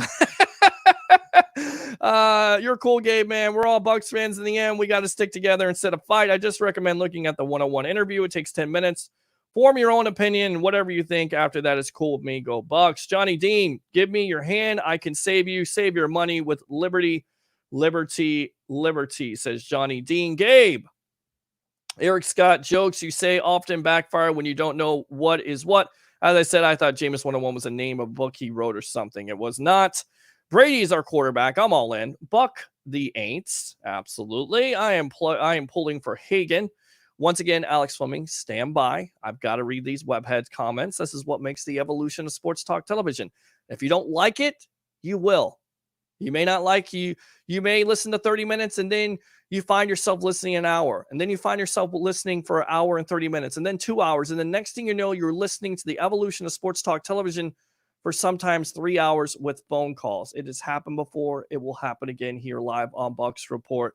It's the Sports Web. I'm your host, Peter Blake, giving you something to think about. It's all good, brother. It's all love. He did write a 400-page stat book, but all you have to do is watch one of his interviews on YouTube, and he'll get the gist of the arguments. Let's see. Javon Hagan dropping the Smoothie King product placement. Who doesn't like Smoothie King?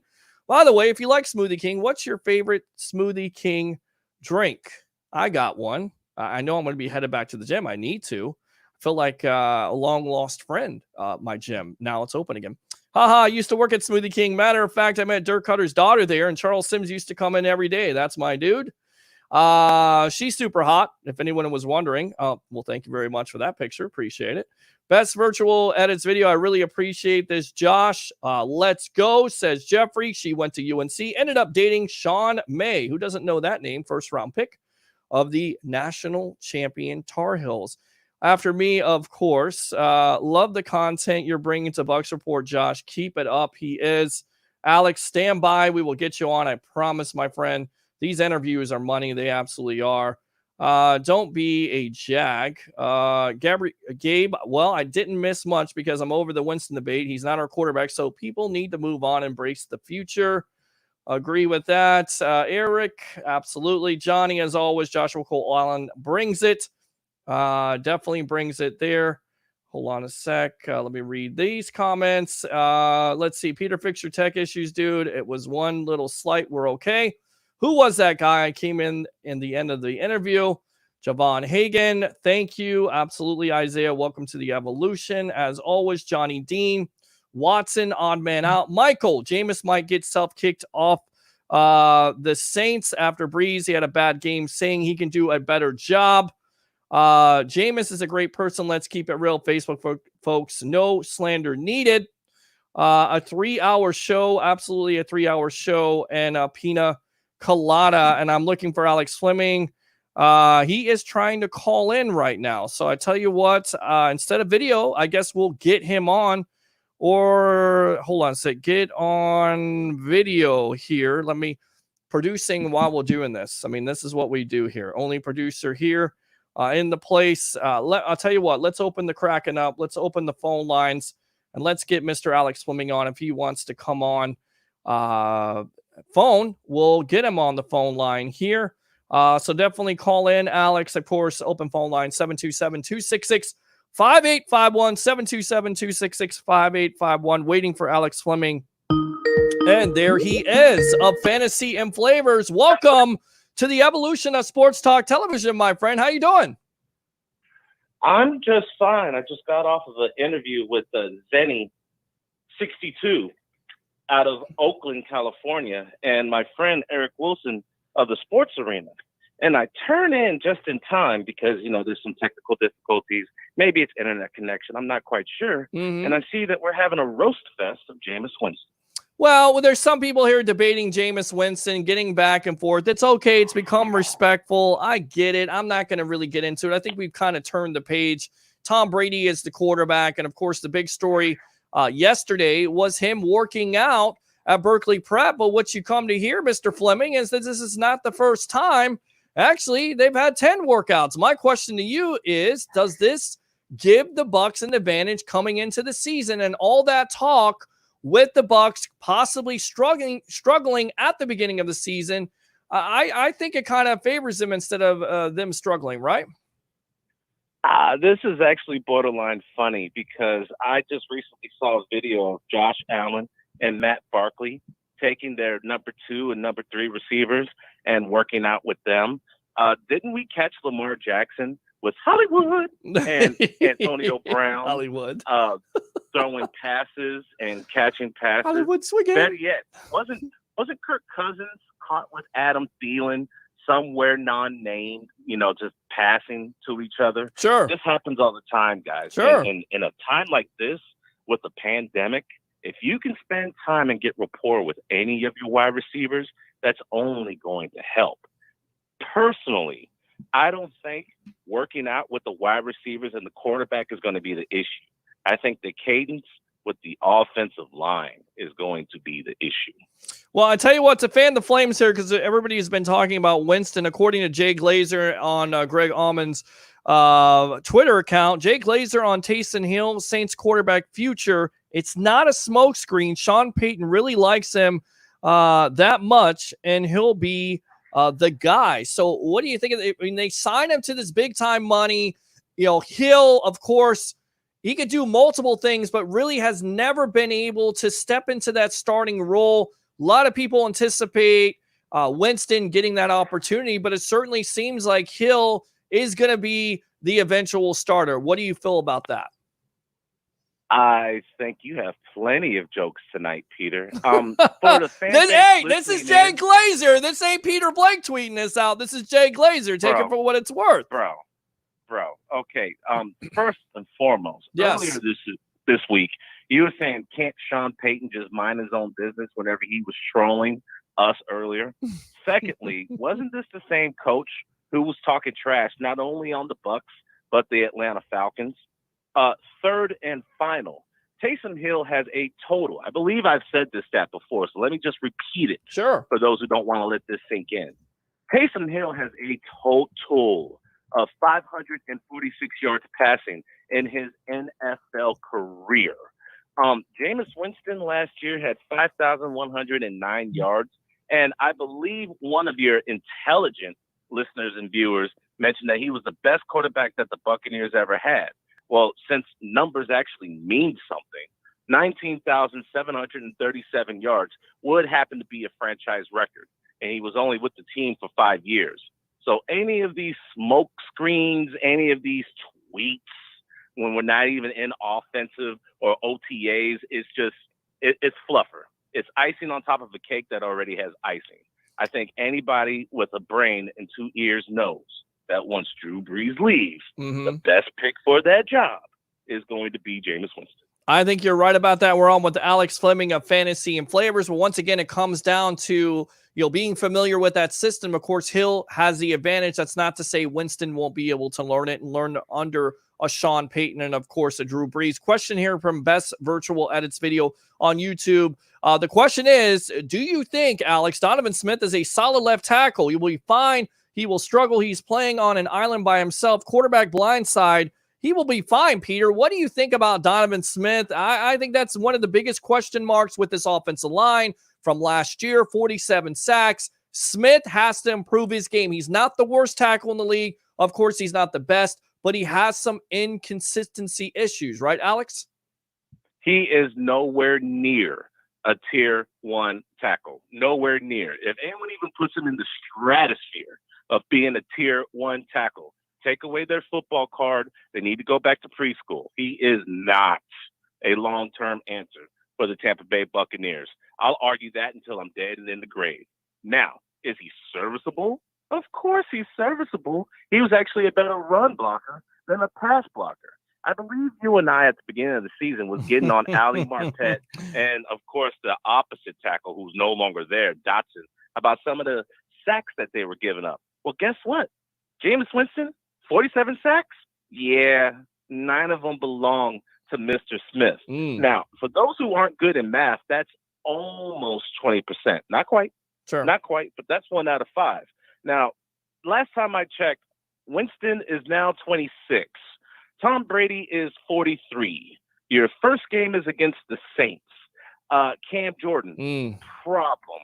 I think it's best that they either A, address the tackle issue, or B, make sure that Gronk is lined up on Donovan Smith's side because he's going to be giving up sacks left and right if not. Well, that may be the X factor, of course, having Rob Gronkowski as a chip. I think they're going to do that, especially with Cam Jordan running his mouth and really having his way with Smith. Of course, tweeting out a couple years ago when Smith got his extension, I'm going to be eating for the next couple years. So, how you shut him up is you get Gronk in there to basically put him on the ground and help out Smith. And I think that's why a lot of people are excited about the Gronk signing, not only the pass catching ability and the way that he can get separation and be sometimes the number 1 guy in Brady's offense, but also because of that physicality that this tight end room hasn't necessarily had. Absolutely. There's a reason why they re-signed Tanner Hudson and Anthony O'Clair. Now, Hudson was on the cheap, and he actually had some offensive firepower to him. Anthony O'Clair is one of our better blocking tight ends. Add Gronk. Now, Brate is just an offensive weapon. I can't remember the last time Brate actually had an absolutely good block on a defender because he's all offense. He's all about that action boss. Now, Anthony O'Clair, Rob Gronkowski, absolutely. You're going to have to chip because I'm saying this right now. If Brady gets the beating that Jameis Winston has been sustaining for the last 5 years, we're not going to have a starting quarterback that came from New England by week 13, week 14. I think we still need to address the backup quarterback issue, because I'm going to say this as respectfully as possible. Mm-hmm. Blaine Gabbert is a joke. Ryan Griffin is not the answer, and Mr. Stinnett is not ready.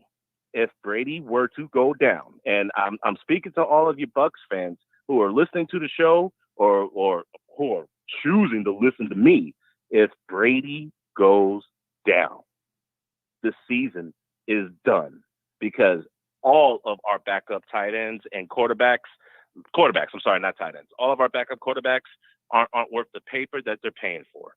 And we're on with None of Alex. them are. We're on with Alex Fleming of Fantasy and Flavors. Does a bang up job here on Bucs Report, writing some articles, and of course, being on the evolution of sports talk television, this sports web. I'm your host, Peter Blake, giving you something to think about. Are you surprised that Cam Newton has not been signed? I mean, you got Anthony Lynn the other day here, Alex, saying for the LA Chargers, I'm happy with my quarterback room. You kind of try to convince me with Tyrod Taylor, but Taylor has never really done anything, although he really hasn't never gotten the opportunity full time, and he's going to get that, it seems like. But being happy with your quarterback room when you have Tyrod Taylor, Justin Herbert, and some guy named Easton Stick. Again, he could be Tony Easton. I wouldn't know who he is. Cam Newton's out there, and he's only removed 4 or 5 years ago from being in the Super Bowl, having 50 touchdowns, having 50 total touchdowns, and leading the Panthers to the Super Bowl. Am I missing something here?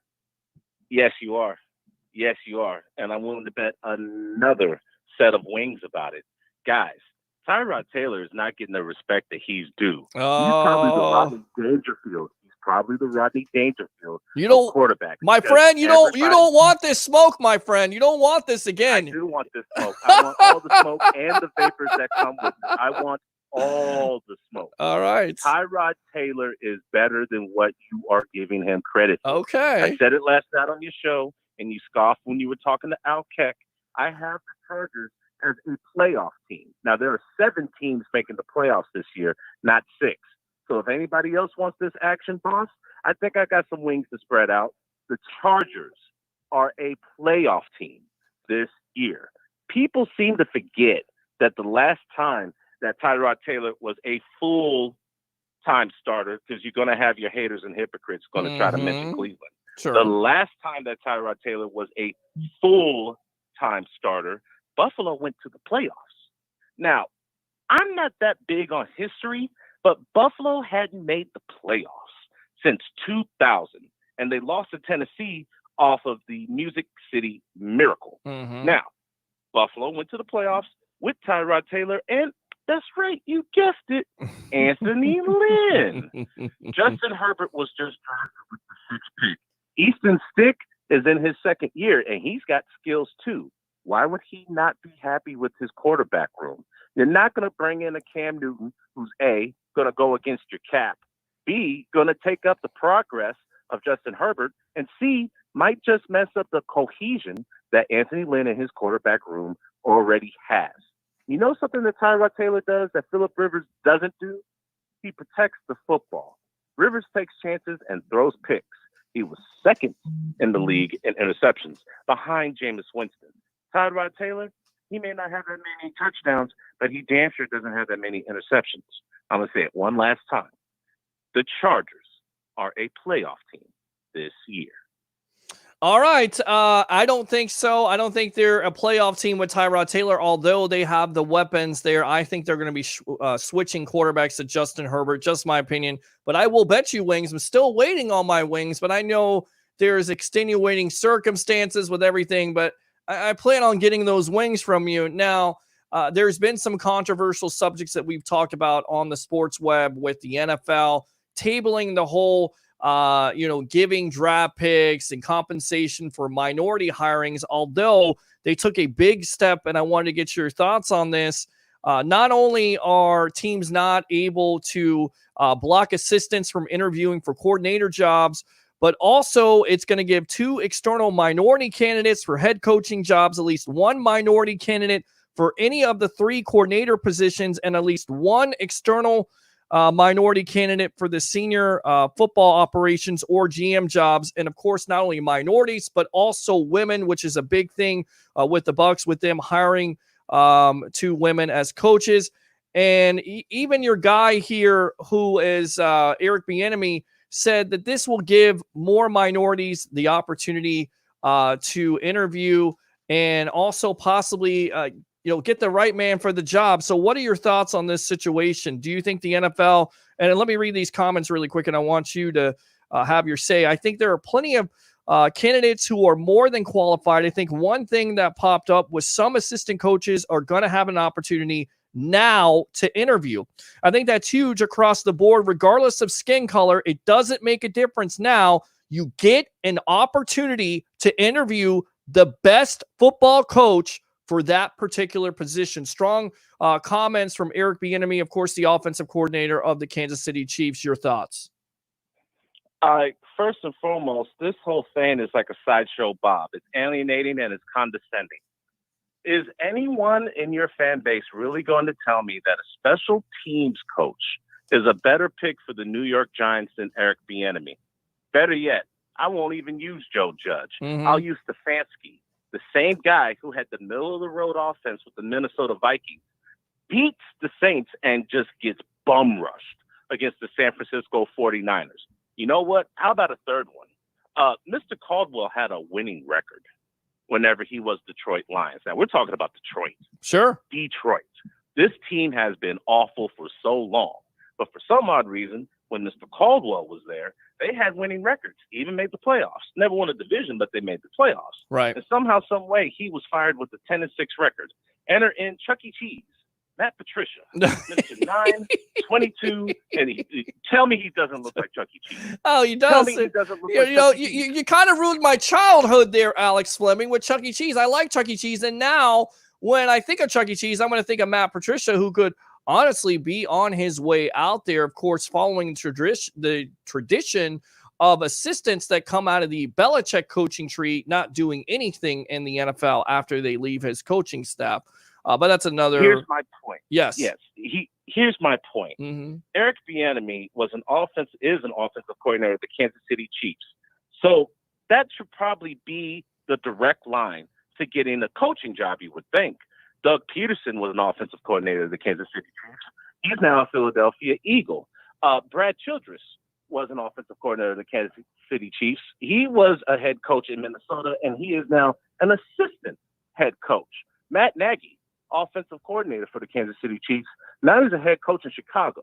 But you're going to sit here and tell me that a gentleman who led the league in offense and won a Super Bowl the year after that can't even get an interview for a coaching gig? Now, we understand the situation with Washington. Sure. They hired Ron Rivera. They did that, so let's just put them to the side. I don't know if anybody really wanted to go to Cleveland, so he probably dodged a bullet not going to Cleveland. Mm-hmm. But Cleveland was a head coaching gig that was open. New York, Joe Judge. Are you kidding me? That's not even a funny joke. Right. I actually offended by that. Well, they hired Pat Shurmur, and that didn't necessarily work out. They made some very questionable coaching hires, so there's no guarantee that this is going to work out. Once again, what we talked about with Patriot assistants leaving that coaching tree, they never do well at all. They don't have any success. I think the most promise out of this whole coaching tree is Brian Flores of the Miami Dolphins, but that's neither here nor there. You bring up these. Well, Peter. Here, let's get down to the nuts and bolts of this. Mm-hmm. There are 32 NFL teams. Right. 30 of the 32 have European American owners. I think that's the most politically correct that I could put that. Okay. The Buffalo Bills have a Korean American owner, and then you have Shad Khan in Jacksonville. I'm going to leave Jacksonville alone because they've already getting beat up. They're starting to be the Detroit Lions of the AFC South. Sure. So let's leave Jacksonville out of this. It's all about representation. People are usually comfortable with people who look like them. Mm-hmm. You ever go to a party and you're the one who stands out? You ever been to a cookout, Pete? You ever been to the cookout? I've been to the cookout. I've been to plenty of cookouts. I've been to plenty of parties that I haven't been invited to. It doesn't matter. I never fit in at any parties ever. That's why I have my own here on Bucs Report called the Sports Web. Go ahead, Alex. So when I was at the NFL Combine, since you've opened these can of worms, let's just say that I was one of few amongst many media. Many media. Mm-hmm. You have 100+ media people at the NFL Combine. talking to these college players, interviewing these college players, and then you have 10 fingers. And that's about how many people who look like me, who represented the media there at the NFL Combine. People are comfortable with people that they can relate to. And we're never going to be able to relate to some of these coaches who are getting passed up left and right for gigs if the opportunity's never there. I don't want to go to an interview just to be token to say, yeah, sure, I got interviewed, but I'm never going to be considered for the job. And we're in 2020, and we're still talking about ignorance like this. I agree. The but NFL, right. The NFL tried to do something right by extending this Rooney Rule, but if they were following the Rooney Rule, we wouldn't have this conversation in 2020 because owners don't care. It's a fair point. Alex Fleming of Fantasy and Flavors, I think that with this extension of the Rooney Rule, it's going to open it up more, and I think that's where Bieniemy was getting to. Other rumors around the league, and then we'll get you out of here. Great stuff as always, Alex Fleming. Do a bang-up job here on Bucs Report, my man. Still owe me wings, though. Devontae Freeman and Carlos Hyde looking at the Seattle Seahawks, possibly a one-year deal. Freeman wants lots of money at this point. I don't know if Seattle's willing to give him that money. And also other teams that could be interested in both of those running backs, that would be the New York Jets, which really doesn't make any sense here, Alex. They got Le'Veon Bell, they got Frank Gore, and then you also had the Philadelphia Eagles. So do you see one of these running backs signing with one of these running back starved teams? All right, Devontae Freeman already turned down Seattle. Seattle extended him an offer, and he said no. Apparently, Freeman doesn't want to play for $4 million. I can't say I blame him, but he's currently unemployed, so I don't know what he's thinking. Carlos Hyde, I would take a good look at him. He was a 1,000-yard rusher behind the Houston Texans line who gave up, I believe, 48 sacks to Deshaun Watson last year. So I would highly take a good gander on Carlos Hyde. Our running back room is good. But I'm not going to say, hey, let's not at least take a look. You know, taking a look, nothing is wrong with taking a look. Devontae Freeman is damaged goods. I can't remember the last time he played a full season. Correct. And he was completely healthy. Good point. Carlos Hyde on the opposite end, he's just been getting screwed left and right. He started his career in San Francisco, then he went to Cleveland, then he got traded to Jacksonville, then he ended up in Houston, but he's produced almost everywhere he went. So I think Carlos is going to get a job long before Mr. Freeman.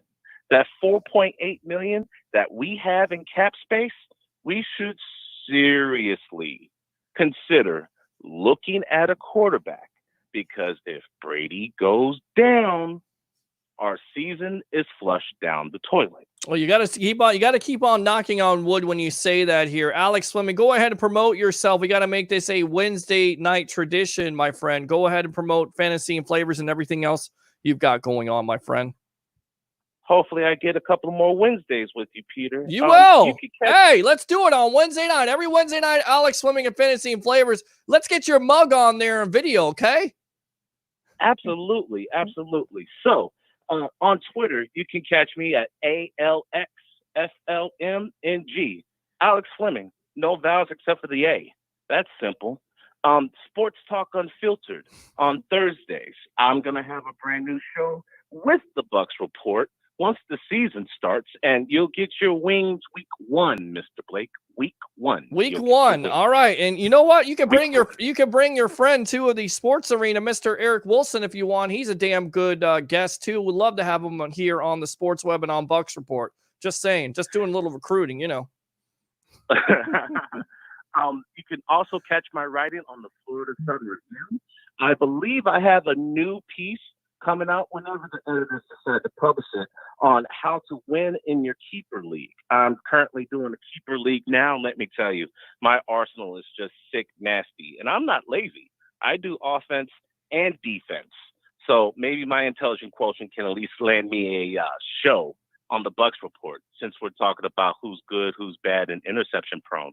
One last tidbit for the viewers who are listening in who want to bash Jameis Winston. Go ahead. He actually has less turnovers than Peyton Manning did whenever he was an Indianapolis Colt. True stat. I wonder what the difference is.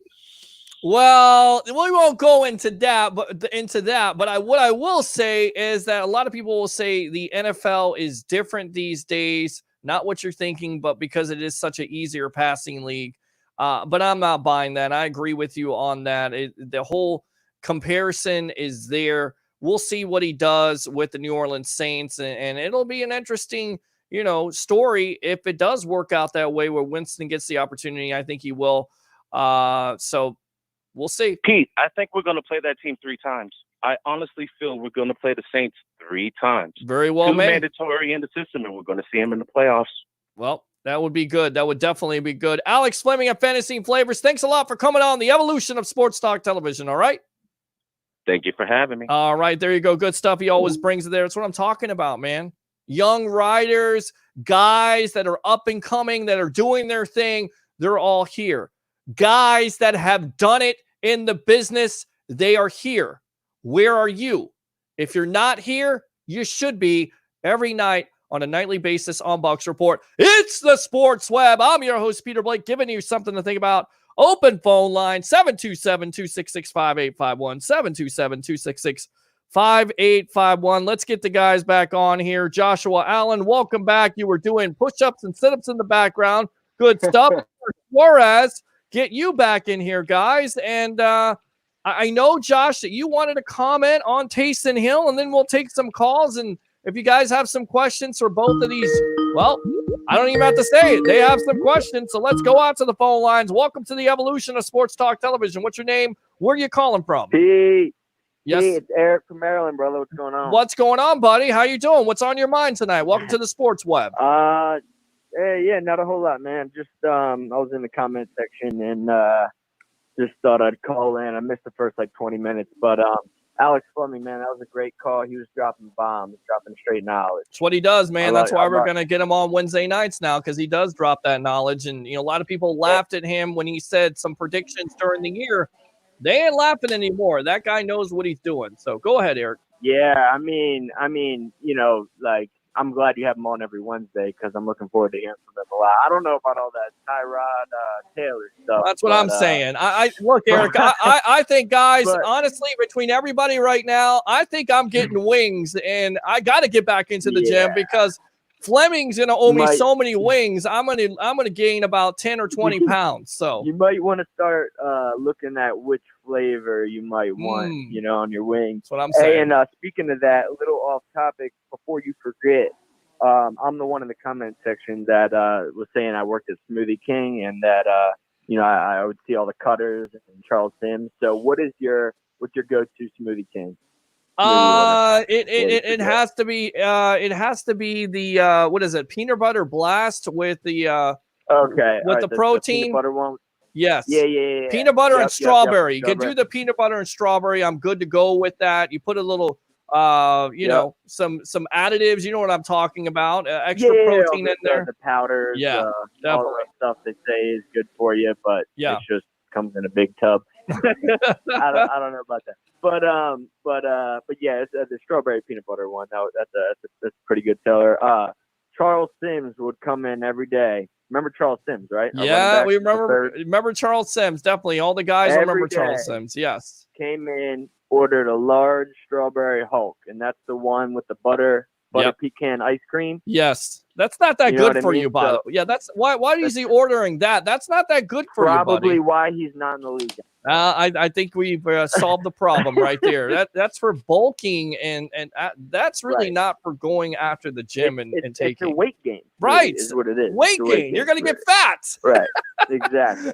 Sorry, a little off topic, but no, I'm glad you're moderating the comments. As you were, as you're doing the show. I appreciate that. It means a lot. I mean, we're all here to get along. We're all. I mean, we can debate, but it's all fun. We're all Bucs fans. It's all love, and yeah, man. So, but what was I gonna say? What did I have planned?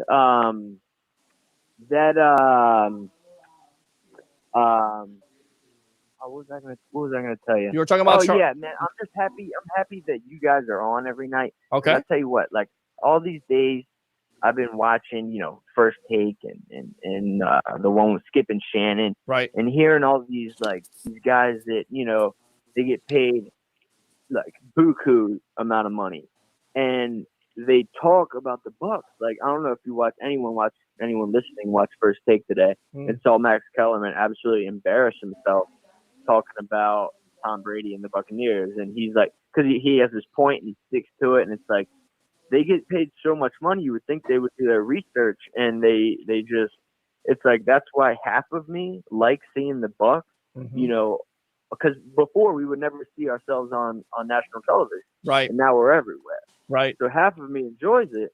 Half of me is like, gets pissed off, for lack of a better term. You know what I mean?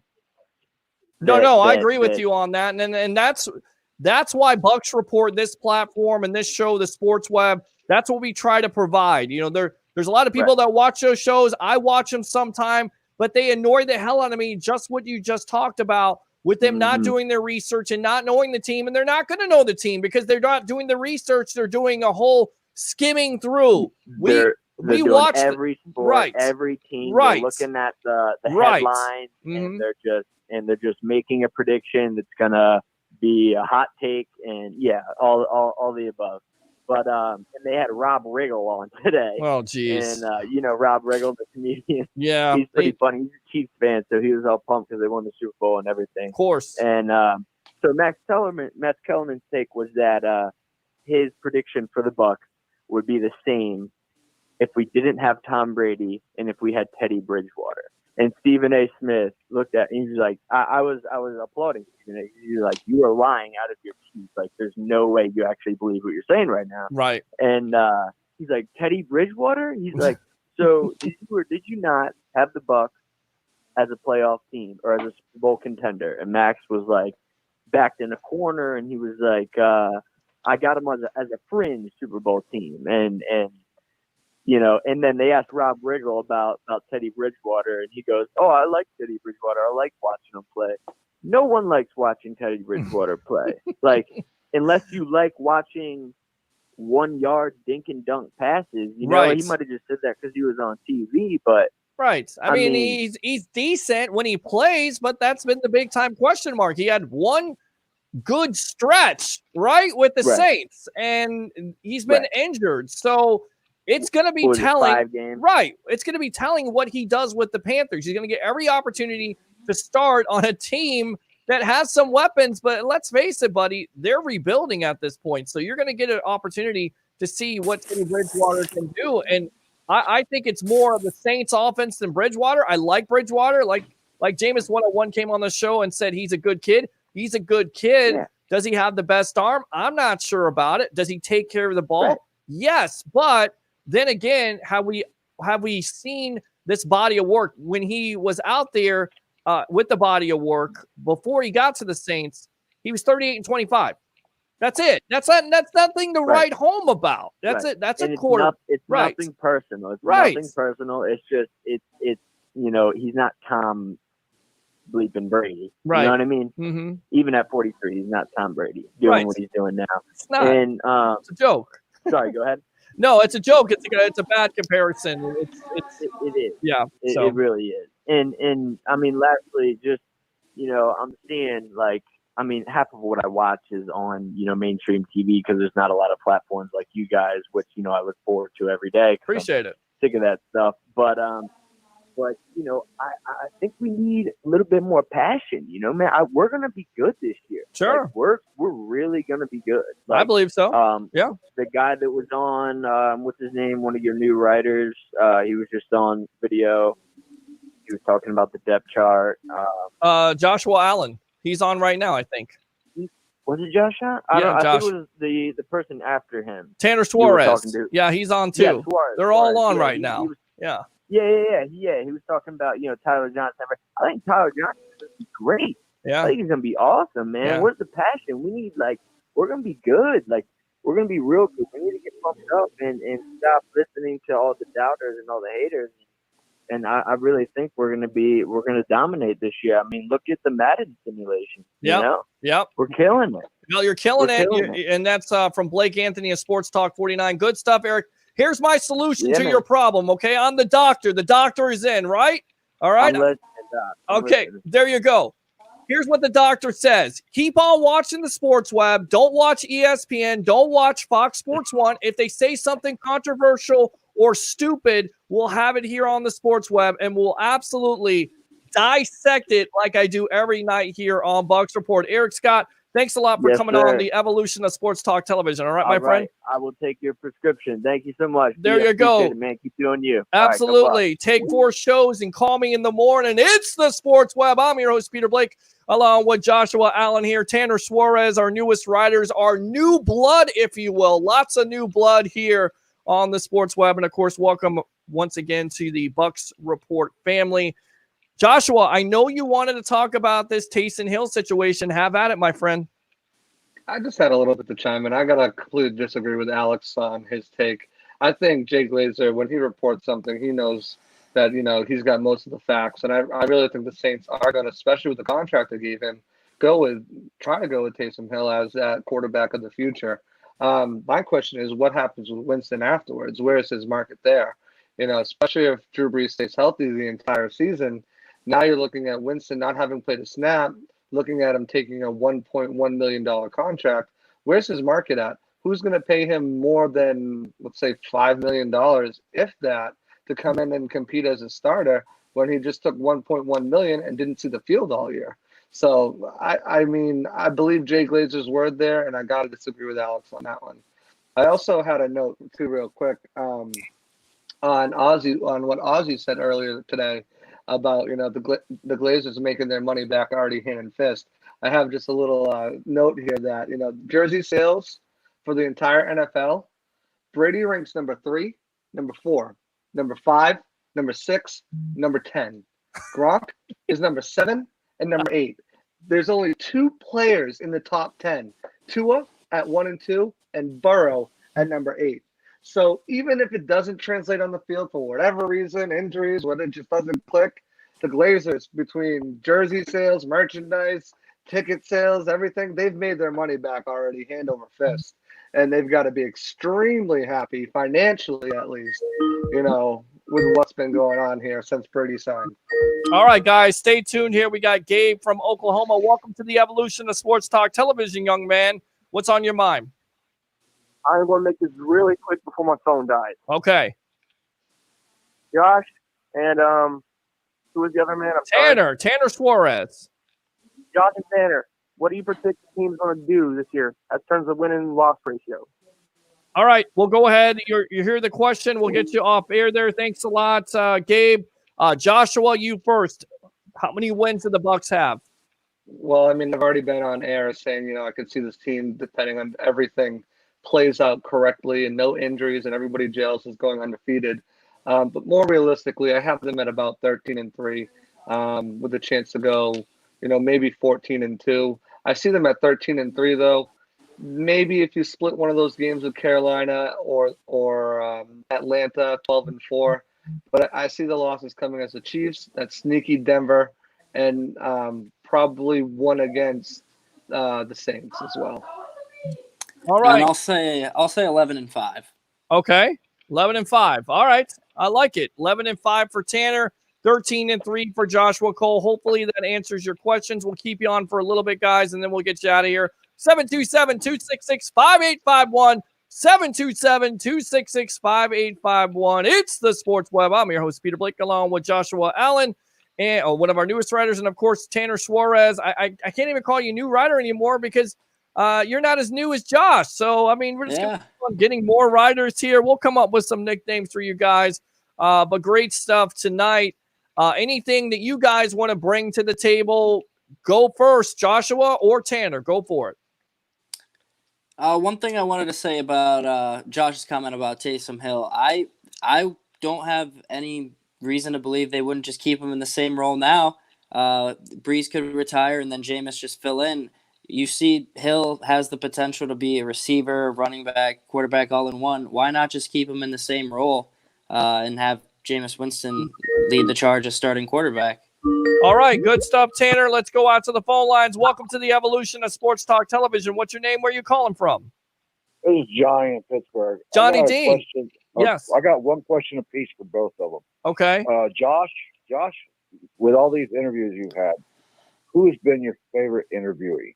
Okay. And Tanner, I want to hear your opinion on the slot position. All right. You just did a roster reset article. I'd like to hear more about that. All right, Johnny Dean, thanks a lot. We'll get your answer. Joshua, who is the interview that you enjoyed the most? That's a tough one. All these guys are great guys, and they're high character guys. I'm going to say the interview that I have coming up next. I'll tease it at the end of the show, but this guy was a character. He had some great things to say, some funny things to say, and I think you're really going to like this interview. So I'll tease that as I get off. But the next interview I have, I think I really enjoyed talking with him. All right, Tanner Suarez, what do you think about that slot position? Much has been made about it. Tyler Johnson, Scotty Miller, Justin Watson. It's going to be one of those positions that you're going to have to watch in training camp and during the preseason. So last season, actually, Chris Godwin, half of his snaps, or a little over, I think 51% of his snaps were lined up in the slot, and you saw how well he played there. I think he still gets about 40 to 50% of the snaps in the slot, and then the other 60 could be divided among Tyler Johnson and Scotty Miller. So I think your top slot guy will still be Godwin, and then it depends on how Tyler Johnson does. The caller just called in and said to be stoked about Tyler Johnson. I think we all really are, and what he can do in the slot. And Scotty Miller, he's going to be Brady's guy. So we'll see. All right, there you go. Good stuff. Good stuff. All right, guys, I'm going to get you out of here on this. Any final thoughts between both of you? I just had a couple. Oh, go ahead, Tanner. I want to hear who that interview is. Oh, okay. I want to hear you teasing. I'll get a couple of my final thoughts that some notes that I didn't get to yet. Didn't talk about Antonio Golden Gandy tested positive for COVID. The NFL could lose about $5.5 billion with no fans in the stands for the season. Baltimore is unlikely to play preseason games with fans, as the mayor says no public gatherings until August 31st. So if they do play preseason games, they're not going to have any fans, at least at the home games for Baltimore. And then also we talked about Ed Oliver on Monday, I believe, and Alton Smith was reinstated. So I don't think he's getting in any trouble there. And then my last one is looks like Vince McMahon is back to his old tricks and trying to buy XFL from bankruptcy. All I got to say is go Vipers. Let's go Vipers. All right, on that note, Joshua Cole Allen, thanks a lot for joining me here on the Evolution of Sports Talk Television, all right? Yeah, I just want to plug a couple things too real quick. I got to tease that interview. Go for it. So I currently have a Reed Sinet article up on Bucs Report. Check that out. I'll have a Javon Hargan interview going up article sometime this week. I'll also have a cornerback and safety roster reset coming up sometime this week as well. So a lot of articles being put out by me this week. And then next week, we'll have that interview, Tanner, with cornerback Mazzy Wilkins. Oh, very nice. Very nice. So he's a local guy, USF, yeah, played in Plant. So it was a fun interview. He's a character, and you guys are going to love it. That's the CB4 right there. Yeah, that's what I think as well. All right. Then, go ahead. Just find me on Twitter at Joshua_C_Allen. I'm on Facebook as well. And it's great talking to you guys tonight. Tanner, it's good to see you. Peter, as always. Welcome to the family, my friend. You're doing good talking to you, Josh. Thank you, guys. Have a great night. All right. There you go. One of the hardest working men here on Bucs Report, and he's only been here a couple weeks, I think. Tanner Suarez, what are your final thoughts, my friend? Final thoughts, like I said, the wide receiver reset article is out. Really excited about Tyler Johnson and what he adds.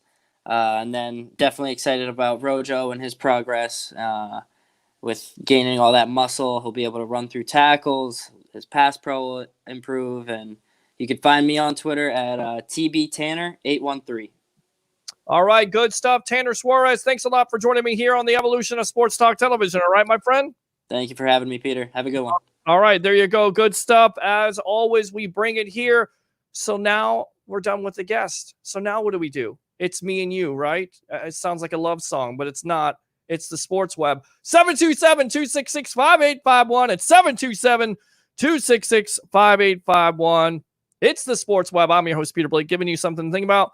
We'll read some more comments here from the live. Alan Cunningham is saying hello. Hello, Alan Cunningham, if you're still watching. Dude, this guy is hilarious, says Todd Russell. No nonsense. These bandwagon haters. Why does it even matter? Welcome them, says Todd Russell. That's what I say, too. This show is looking great, by the way. Great audio. Video is solid. Good job, Peter. Thank you very much. Appreciate you. And Mr. Ozzy, the sports junkie, dear God, sorry to rekindle the flames of the Jameis argument. Kind of pulled the pinata pulled the pin out of the grenade, and then left. That's okay. We can handle it here on the Evolution. And Remy Flowers says, hello, Miss White Chocolate. She says, hello, Peter Blake. There you go. From the hip-hop days there. Let's go out to the dude himself here on the Evolution. Welcome, buddy. How you doing tonight? Great show, right? Far out, man. Just far out. Did you have Ozzy Osbourne on? I'm telling you, man, I thought he was going to, start playing the drums and give me a guitar solo. We didn't even get a chance to talk rock music, and he was talking off air. This was a terrible year, and I know you like rock music like I do, Keith. There's a lot of rock heads out there. Metallica, Guns N' Roses, and the Rolling Stones are not coming to Raymond James Stadium in 2020, but we're all scheduled to come to Raymond James Stadium. So disappointing year for music fans as well as sports fans at this juncture. Yeah, well, it's a strange time we're living in now. I suggest doing some social distancing, maybe getting up close and personal with an adult beverage. But I jumped on your interweb connection here to yes to say that guy Ozzy Osbourne, he was great. Awesome. One of the best voices I've heard in quite a while. But I gotta say something. We're all at a point in time of our lives where we're having to spend more time with friends and family. And a lot of you seem to be suffering because of this. And I say that because, look, the dude was a big Jameis Winston fan, and I shouldn't even use the word was. Still is. He's just not a Buck. We can argue about his touchdowns and his interceptions. We can argue about his choice in hairstyles, how the crab legs. We can talk about it all. But all you're really talking about at this point is arguably the third string quarterback of the New Orleans Saints. And that's not a dig. I don't agree with it, but let's be honest. We saw what came out today about Taysom Hill, and that he is the future for the Saints. That's an inside source. Now, funny, those inside sources weren't disputed by Mark Madonna Bananarama Madden, but that's okay. Hey, Mark, shout out to you. We all down here in Florida want to know what it's like to be so large. You have your own orbit, like a moon going around you. The dude's a little slow tonight. It's been a rainy day up here on the dude compound, but Tanner Suarez, Alex Fleming, Joshua Allen. Is it Josh Allen, Joshua Cole Allen, Joshua C. Allen? I don't know. It feels like Bucs Report got 6 guys all at once. But great job by each and every one. I've had the privilege of seeing the Mazzy Wilkins interview, and it's very entertaining. Okay. So stay tuned for that. But what I want to say is we meaning the dude and all you guys in the comment section and watching, give some love to Peter H. Blake. All right. This is a guy that gives you, and think about this. I saw a comment earlier about, holy crap, 3-hour show. All right. This was 3 hours of Buccaneer talk. Did they wander off the subject here or there a little bit? Of course they did. They're humans. But think about this for a second. Each of you watching, and we appreciate each and every one of you. turn on your local radio station. I don't care if it's the Tampa Bay area, if it's up there where Johnny the Professor Dean lives in the Great White North of Pittsburgh, Miami, Orlando. Just turn on your local sport talk radio station. Listen to the first 3 hours and tell me how much actual sport talk they do, let alone Buccaneer NFL talk. It's odd to me because we're all noticing right now, and if you haven't noticed, pay attention. The entire world, especially the United States at this point, seems to be under the grips of a pandemic. Sports came to a screeching halt. March Madness, baseball, hockey, tiddlywinks, everything's been canceled. I even think they canceled cornhole. But you look on social media, you look on Twitter, Facebook, YouTube, there's no one talking about, holy crap, are we going to have football? Or holy crap, are we going to have baseball or basketball or hockey? Or holy crap, is this ever going to, this sport or that sport going to be played again? No, it's all about football. People, the Olympics, the freaking Olympics were just pushed back a year and no one blinked. Do you know why? Because NFL rules the sports world on this continent. NFL rules the television market, the ratings, everything. And if you want NFL talk, specifically Buccaneer talk, you come to Bucs Report. Don't kid yourself. Peter Blake isn't the only one here pumping out that content. We have shows that put out more Bucs talk than any other outlet, period. That's it. That's what you need to say. That's it. And join the 65,000 following we have here on Facebook. Go like and follow us not only on Facebook, YouTube, but Twitter. We're always going live as much as we can. I don't know what happens tomorrow night. We'll see what happens. We usually take off on Thursday, but we'll be back on Friday night here. Dude, anything else, buddy? Oh, dude, Peter H. Blake, everybody give a thumbs up if Peter needs to take a night off. And the reason it's okay is this is Bucs Report. We'll still have Thursday Night Live with Charles Richardson. Tomorrow at 3 p.m. is Sport Talk 49 with not only the original Blake Anthony, but the other Blake Anthony, the one that you guys used to know, but now he's back and he's a different. But anyway, that's a whole inside joke. We got 2 live shows tomorrow. Sports Web, it's hard to say about Friday night. You know, we kind of play it by ear, but let's be honest. Peter's not going to go 5 days without seeing you guys. You guys don't want to go 5 days without seeing Peter. That didn't sound right after I said it, but here we are. We appreciate each one of you. Every comment, every like, every share, every phone call. But that doesn't mean we're satisfied. We don't want 21 people watching at 11:30 at night. We want 1,200. We want the big share of your time. So when you want real live Bucs talk, that's it. Come to Bucs Report. Come to Bucs Report. It'll be on. If it's not, we'll have it at the top of the page so you can watch it at your leisure. Like Ozzy said earlier, it's an on-demand era we live in for sports content, but we do both. We bring it live. We hold it on the page for you. It's on YouTube every night for you. It's on Twitter. We're here. We're not going anywhere. Yeah. Hey, Ben Cornett. Thanks, buddy. You thanks for the little shout out. Yeah. At least you spelled my name right. Hey, not to let the show drag on, Peter. Great job for the 18,000th time.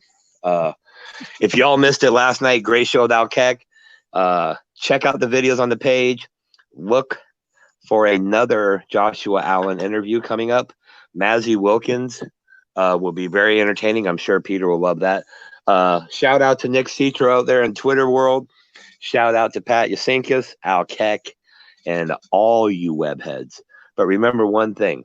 When your glass is low and your patience are thin, turn on Facebook and watch the Sports Web again. That's it. I mean, that's it. End the show, right? That's it on that. I'm not going to do that, but what a great comment, right? The dude was bringing it tonight here. bring it to me, as we always talk about. People say, you don't have enough passion in sports. You don't have enough of this, enough of that. We try to provide that. I try to provide that here with the Sports Web. So open phone line if you want to call in, 727-266-5851, 727-266-5851. It's the Sports Web. I'm your host, Peter Blake, giving you something to think about. Better late than never. Hello, Buck family. Bring the passion. Absolutely, Yash. There you go. Subscribe, as we've talked about. Yash says, Alex Homing dropping knowledge. I joined it right in time. Eddie says, question, you don't have to raise your hand. You can call the phone lines if you want to. I'm on that Bet's virtual edits video. Noodle arm Bridgewater is better than Taylor. Come on, Alex. You know better. Johnny says, write it down, bro. Peter H. Blake will get you, or wait till the phone lines are open and give him a call. Definitely do that. Tyrod not doing nothing special. Alex bringing the stats. Yaz says, I remember watching Tyrod in high school. People really slept on him. I'm one of those guys, but they do have the weapons with the Chargers, of course, so we'll see how it works out. Do you feel that Tom Brady is on a personal mission to show that he can win a Super Bowl title without Coach Belichick? That question from Eddie. I'm just going to say Eddie. I can't pronounce your last name. Kukanis Jr., I actually do think he's on a mission, and I think that is going to be the reason why he's going to have a renaissance, Leo word, with his statistics. Look, 24 touchdowns, 8 interceptions. I think he gets over that. Evans, Godwin, Howard, Gronk, Brait. It's all there. The offensive line's improved. They improved the running game. I definitely think he's going to take off. All right, welcome to the evolution of Sports Talk Television. What's your name? Where are you calling from? Hey, what's up, Peter? Ben. Hey, Ben Cornett, the trolling out 1,000, buddy, out of Las Vegas. I'm just joking. Love you, man. What's on your mind tonight? Love you. Oh, I love you, kind of. I guess nobody's calling, so like, what the hell? Well, that's okay. All right, let me get off my MacBook and let me call Peter. I know he's begging for that phone call. Absolutely. So. Always love to hear your voice, Ben. It's How you doing, Peter? I'm doing great. It's like nails across a chalkboard, my friend, but it's good to hear from you. Wow. Come on, Peter. Let's get out of 1990 and into 2020. You can do better than that. No, I'm trying. All right, go ahead, Ben. What's up? Oh, not much. Just wanted to call. Man, I love the attention we're getting. I don't know why some fans are complaining. I'm seeing that. I can't believe I'm seeing some fans. It's not on necessarily Facebook, but like Twitter and stuff, complaining about the attention. Like you like to say, hello. Yeah, hello, hello. Do you want the attention? You didn't want the attention. You felt disrespected. You walked into the Giants game. You had Giants fans going, "Go New York, go New York, go!" And if you're a Bucs fan, you want to tell them to go. And now you're getting upset because the national attention is on the Bucs, and because there's Patriot fans that are Brady fans that want to be Bucs fans. Hello, are we in the twilight zone? Do you want those Giants fans to come back? Do you want those Saints fans to come back? Do you want those Panther fans? Well, the Panther fans are not going to come back. They're going through a rebuild, but you know what I mean. Oh my God, it's just like, come on. What if people want to be a fan? Jump on board, Yeah. Why not? Jump on board. I mean, we need, who knows how long this is going to last, Peter? I mean, think about it. I know Brady's the greatest QB of all time, but he's 43, and Bruce Arians is up there in age. He's not going to coach past his contract, in my opinion. Sure. So we gotta just take it for what it is and, go with it and see if we can get a Super Bowl out of this. Yeah, I mean, and you got 2 years, and look, with the situation going on right now, you don't know day by day, so don't take it for granted. And as I tell a lot of Bucs fans, don't worry about the future, just worry about the here and now.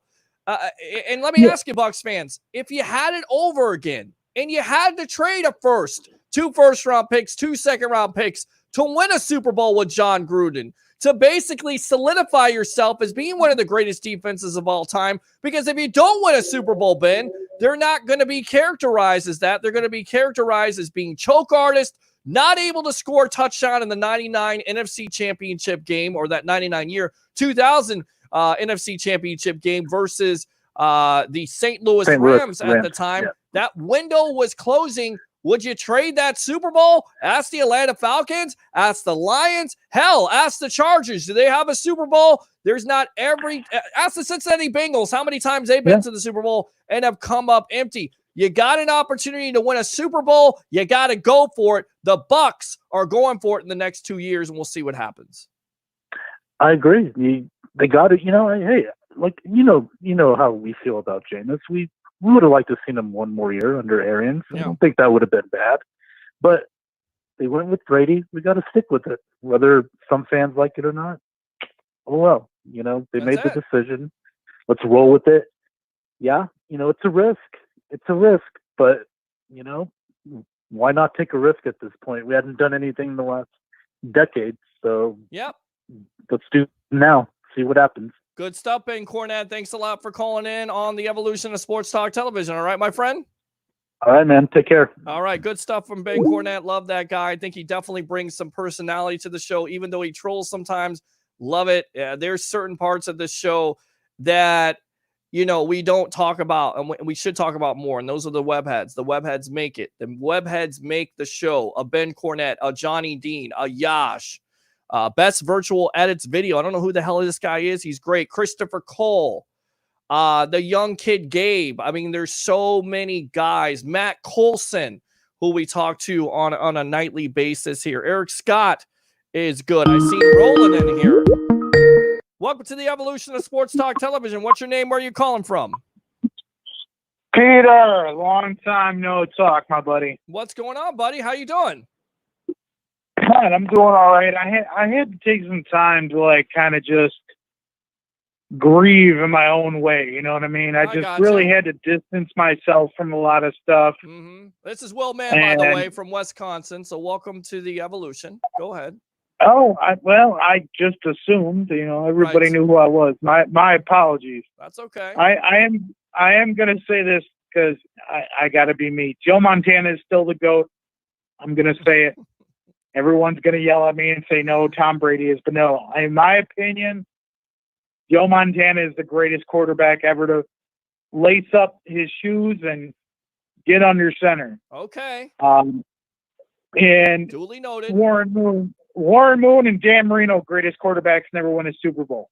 Boom. Anyway, I got to say, in my own opinion, the greatest thing about Tom Brady coming is the media attention, because we're getting a lot of it now.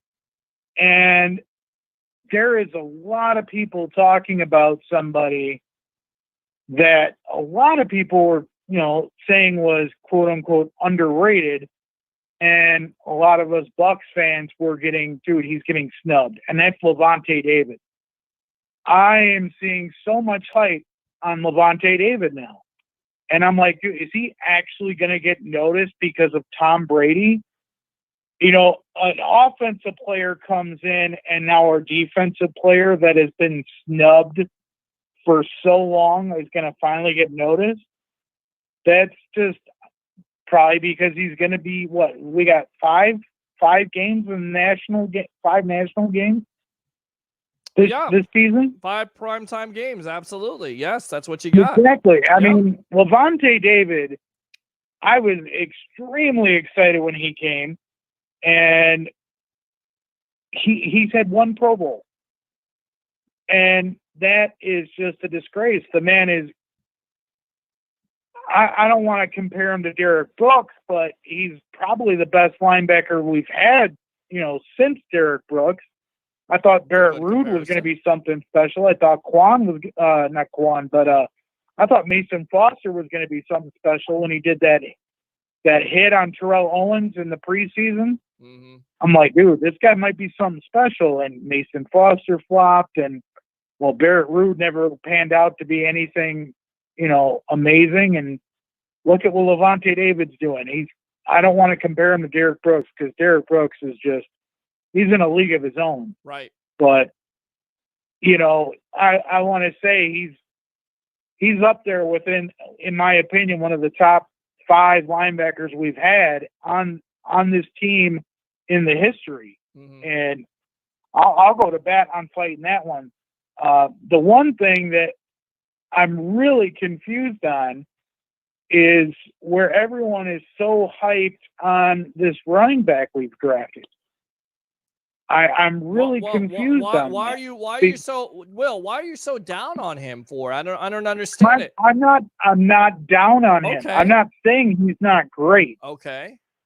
I'm not saying he's not great, but they're like, oh yeah, he's going to start over Rojo. Well, he may take some starting carries from Jones because of he could do some things better that work in this offense. And of course, well, he probably can. I don't know. He hasn't played in the NFL. Right. And as we all know, making the transition from college to the NFL is a big thing. I mean, there's a lot of people that were amazing in college that once they got to the NFL, they completely flopped. Okay. And I mean, look at Dan Wilkerson, look at Dana Stubblefield. We all thought they were going to be great people, and the list goes on with how many people were first-round bust. Now, come on, Will. To a certain degree, those players weren't bad. They didn't live up to the hype, but they weren't bad. They weren't bums. They weren't like Jamarcus No, they weren't Russell. bums, but they weren't like first-round picks that you would expect. So what's the point? No. What's the point, Will? I mean, are you high on? What I'm saying is, when you're making the jump from college to football, sure, it's a big difference.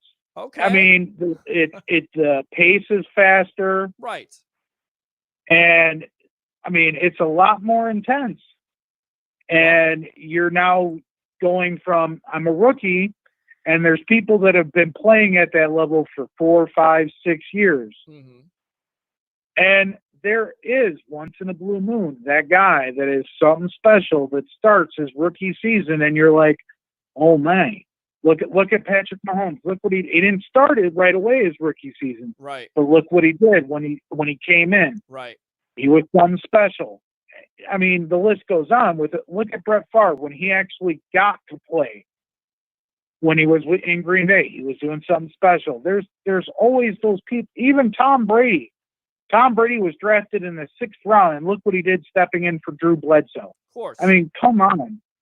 There's always that. You're kind of making the point here for Keyshawn Vaughn to do well because there have been both instances. Will there's always the opportunity for a guy to flop and not necessarily translate over to the running back position. We saw that with Jones in the first year with not understanding Dirk Cutter's offense and Cutter not getting him ready. And then on top of it, you also have the story where the guy comes out of supposedly nowhere at a little Vanderbilt, but still being a productive running back the last couple years behind a god-awful offensive line. And if you compare those statistics to Cam Akers, who was drafted in the 2nd round by the Rams, they're very similar. What's the difference? Well, one has a name and the other nobody knows about. You look at the running backs that have been drafted in the past in the 3rd round just recently.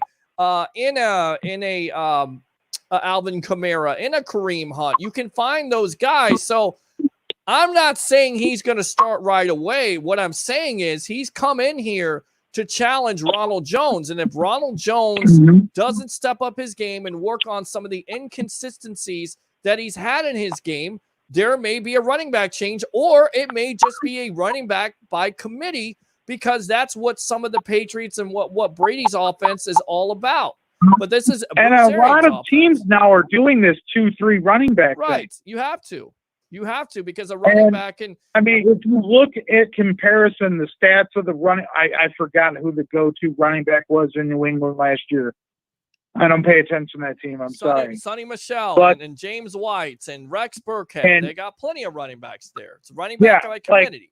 Their go-to guy had like 70 more touches than Rojo, and the numbers were pretty similar. Okay. Well, I'm like, and Rojo is kind of very similar to I think it was Sonny Michel. Could you picture Rojo catching passes out of the backfield from Brady? I can. I definitely can. I'm not saying one of those the things only he has to problem work that on. Rojo has is pass blocking. Well, can he improve on that? Well, and that's a big if, because he's got to improve on that, because if you're going to have this type of passing offense and you're putting him in those situations where he's going to have to be in the pass protection and he misses and you get a quarterback sacked, or that quarterback gets sacked and fumbles the ball, what he did last year with Winston, he's going to be benched. We've seen it. So he's got to work on that with his game. Again, I think it's a good thing to add somebody in the third round, and obviously the Bucs want to upgrade that situation. I would just say be open to it and see what happens with the whole position battle. Do you think we're going to actually get college football this year, or are we going to have?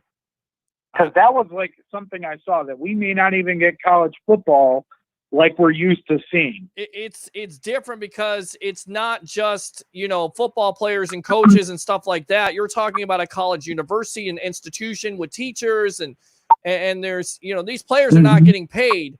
So are those universities and those institutions really going to put their coaches and, of course, players and students, everybody in the way of danger? I'm not so sure. I think you may see a big time delay in college football. They're talking about possibly February for this to go down. And look, at the end of the day, the NCAA has to do what's best for them, and they have to do what's best for everybody a part of it. And if they feel like the safety of that situation is better in February than in September, who am I to argue? I'm not a doctor. I'm a sports broadcaster. If I'm a doctor, you got to do what's best for the health of the players and your students. In this case, I'm a doctor of telling people what to watch, but I'm not a doctor. I'm not going to subscribe you, something that's going to cure this COVID-19. I'm not going to go there. So we're going to cover it. If it's there, it's there. If it's not, then you have to find some type of replacement. Anything else, Will, man? No, that's it, man. Keep doing what you're doing. I love it. All right, man. Hang in there. Thanks a lot for the call. Appreciate you. As always, Mr. Will Mann from Wisconsin, 727-266-5851, 727-266-5851. I want to see sports play. Don't get me wrong. I want to see the NHL. I want to see Major League Baseball. I want to see college basketball, March Madness. It killed me, completely killed me not to see March Madness. But at the end of the day, you've got to keep things in perspective. And if the best situation from that standpoint is to let this thing play out, let the curve or the spike, I guess it's the curve. You have to get into, let this situation play out where it goes down, the cases go down, and you eventually come up with a cure, which, maybe months, maybe a year from now. If that is the best solution to the problem by sacrificing games, as my father would used to say, it's just a game, Peter. It really is. It's just a game. It's disappointing. I know that everybody's missing sports right now. That's why we have the sports web. But at the end of the day, you've got to keep things in perspective when it comes to COVID-19. So we'll get off of it. If you want to talk about it, we will talk about it. My TV is about to go off, so it better not go off. 727-266-5851, 727-266-5851. It's the Sports Web. Let's go out to Yaj here. Mic drop, Alex.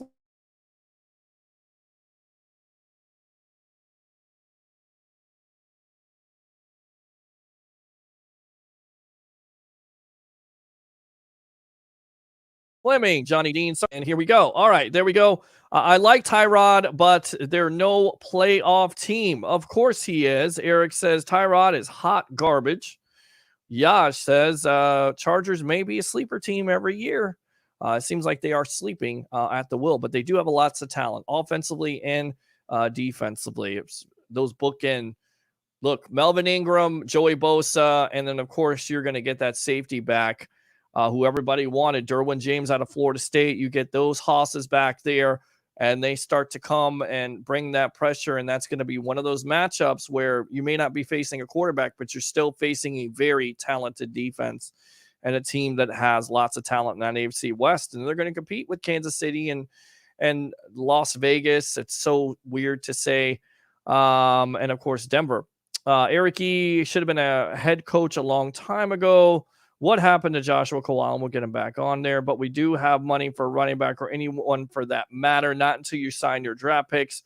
Running back room is set, I believe. Money, laugh out loud, no. Years played. Gabe says that's the difference. Johnny, yep, it's the team.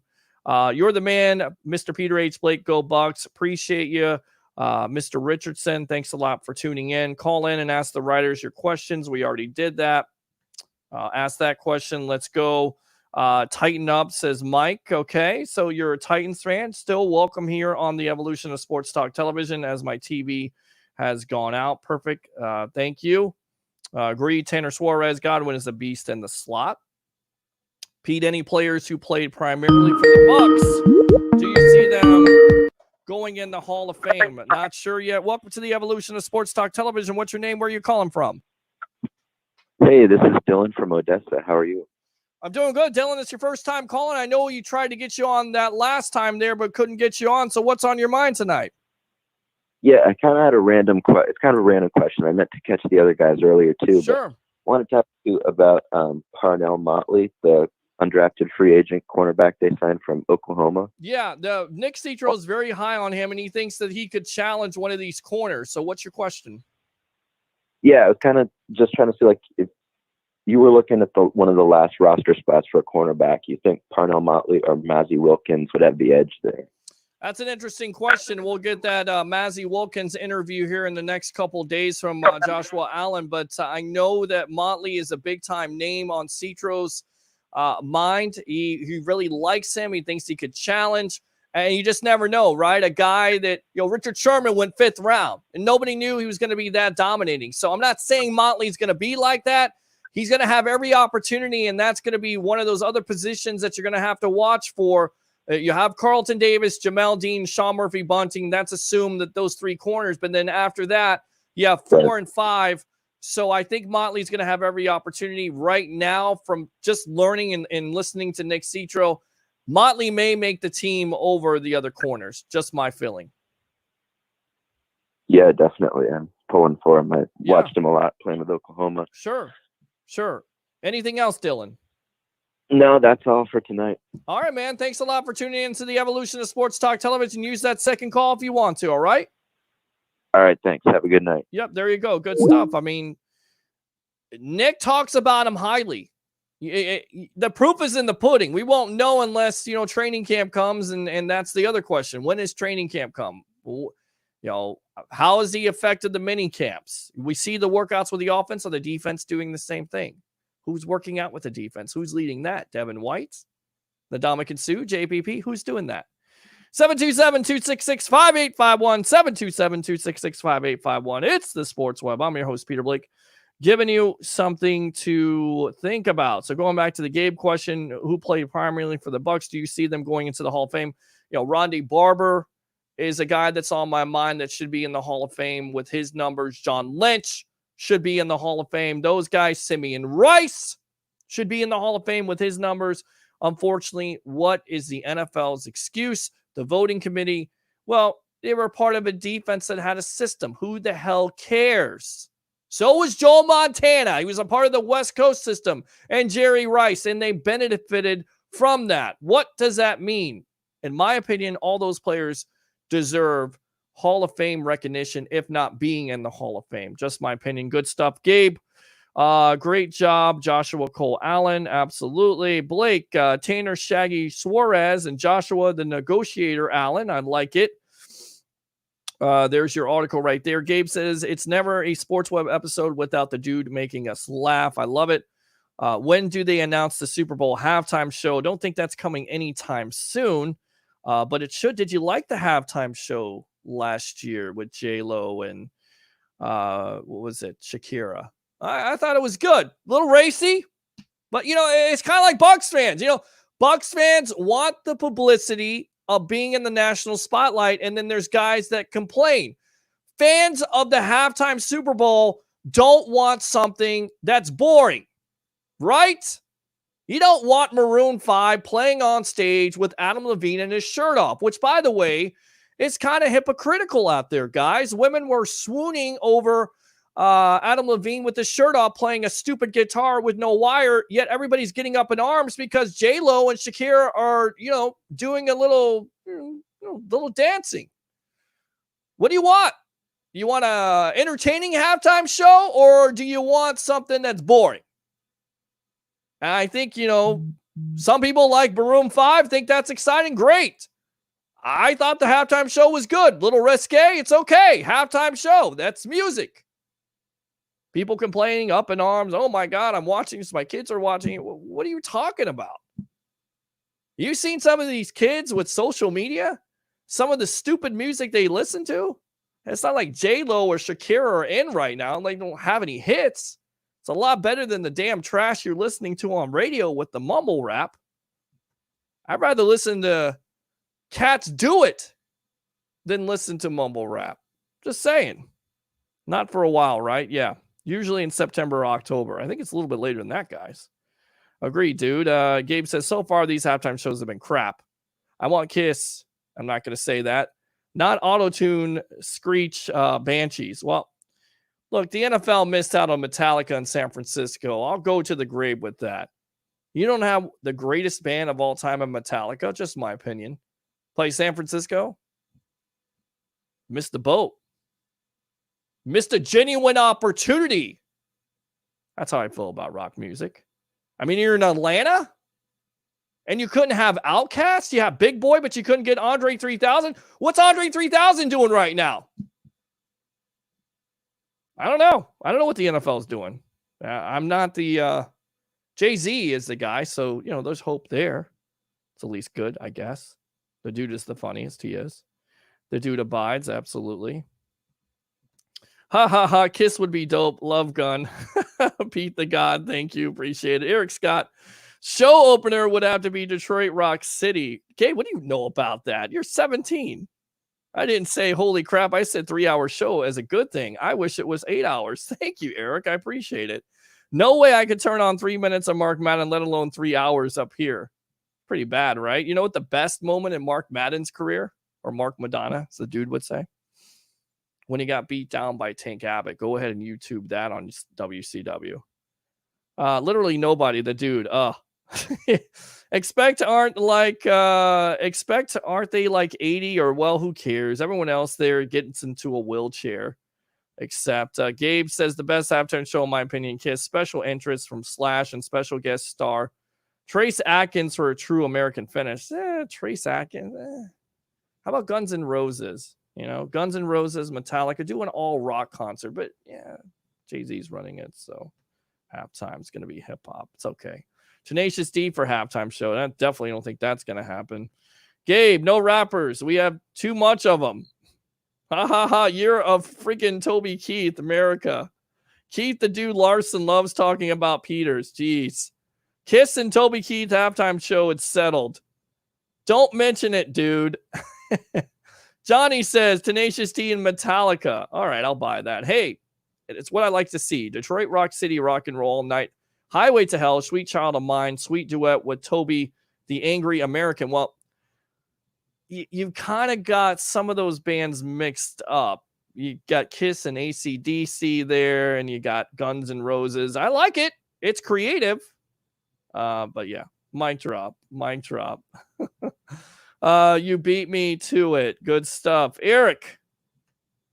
Toby Keith and Raymond James Stadium Super Bowl halftime show singing Angry American during a flyover is America as it gets. Ben Cornett on the phone. Where have you been, Ben? Gabe, I would love to see that, but all that happens is them singing crappy musicians and cringy rappers as guests. Ben here watching, talking about, what are you talking about? But isn't Ben a Raiders fan? I'm confused. He's not. He's a Bucs fan.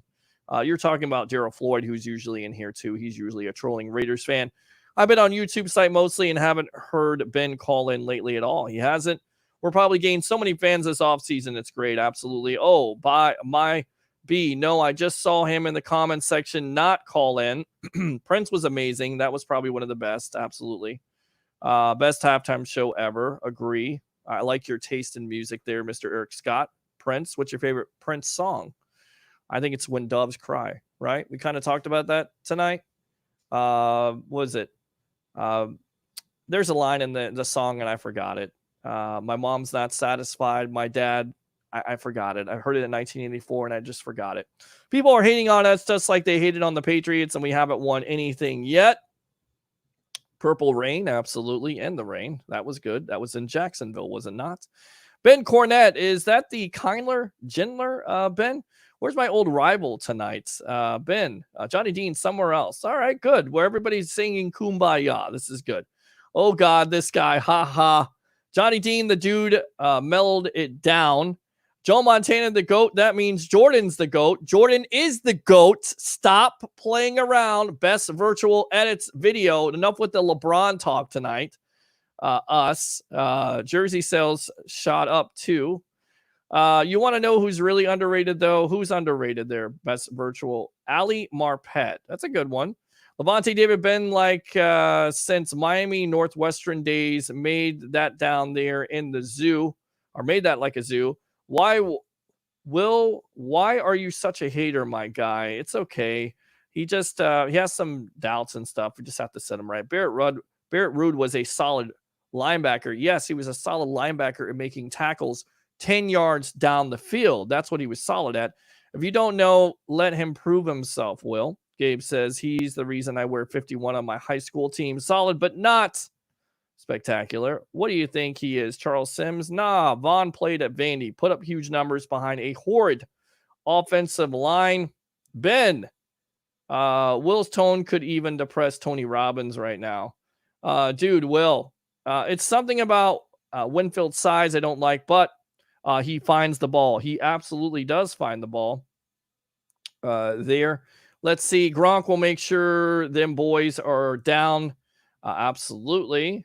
Ben Cornett says, Eric, thanks a lot, Ben. Willman, ditto. Best virtual edits video, NBA trying to play in Orlando. The Magic haven't played there for some years. I'm sorry. I actually made the playoffs last year, but being a long-suffering Magic fan, boy, they need to turn that franchise around, hopefully. The dude is going to start a marble racing league. Will says, I want my sports, but I want the athletes to be healthy, of course. Amen, Peter H. Blake.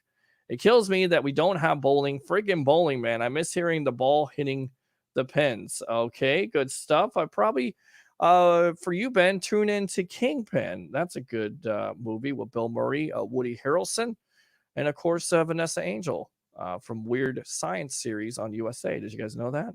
There you go. You did know. Tech again, Peter. It's okay. What happens if there's no college football with the NFL draft prospects? Who knows?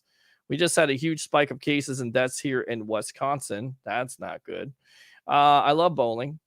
Derwin James should have been a Buck. Shaking my head. But if you get Derwin James, you don't get Vita Vea. I'd rather have Vea on that line than Derwin James. Now stop it. Best virtual edits video.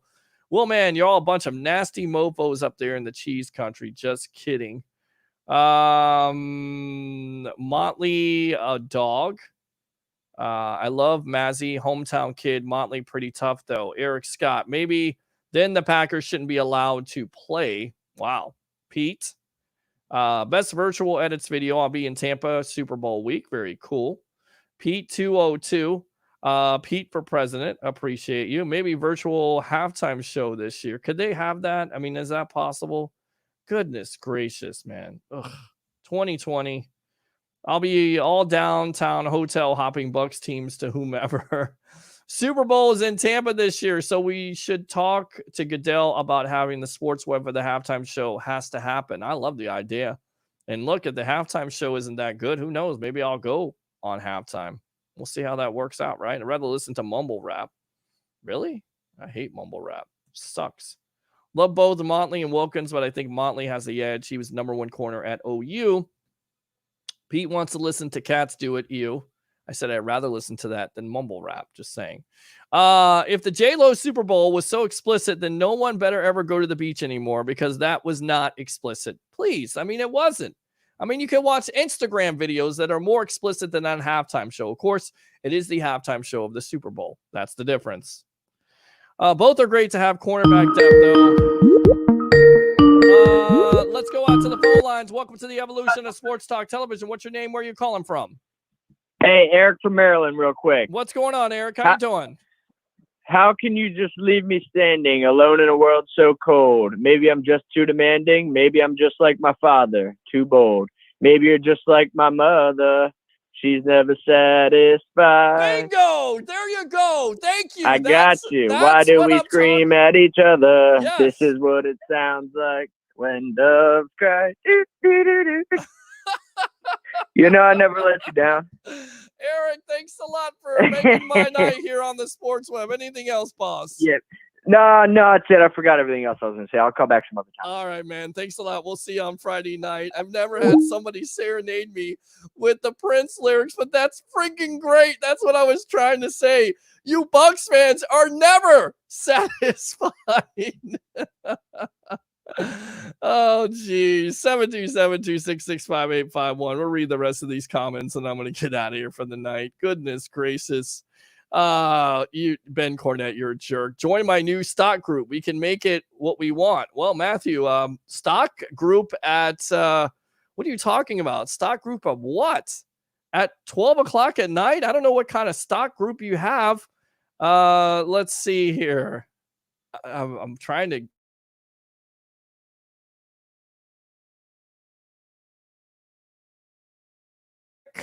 There we go.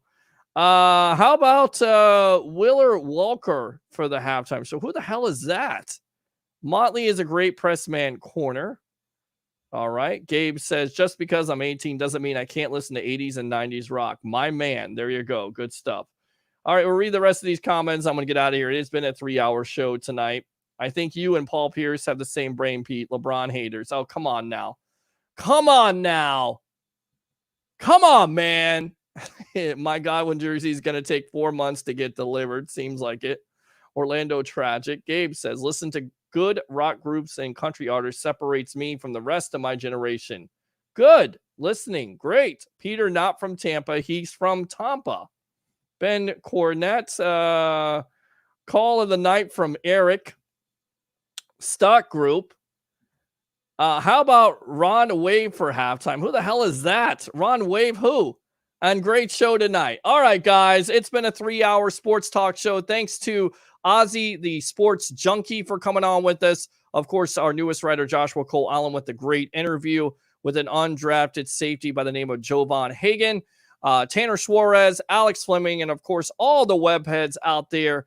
We'll see if we're going to be on tomorrow night, but most likely it'll be Friday night on the evolution of Sports Talk Television. Join the 65,000 following we have here on Facebook. Like and follow us on Twitter and YouTube. And do 3 things for me late on this Wednesday night going into Thursday morning. Bring your passion. Bring your excitement. Just don't bring any nonsense. I'm your host, Peter Blake. Have a great night.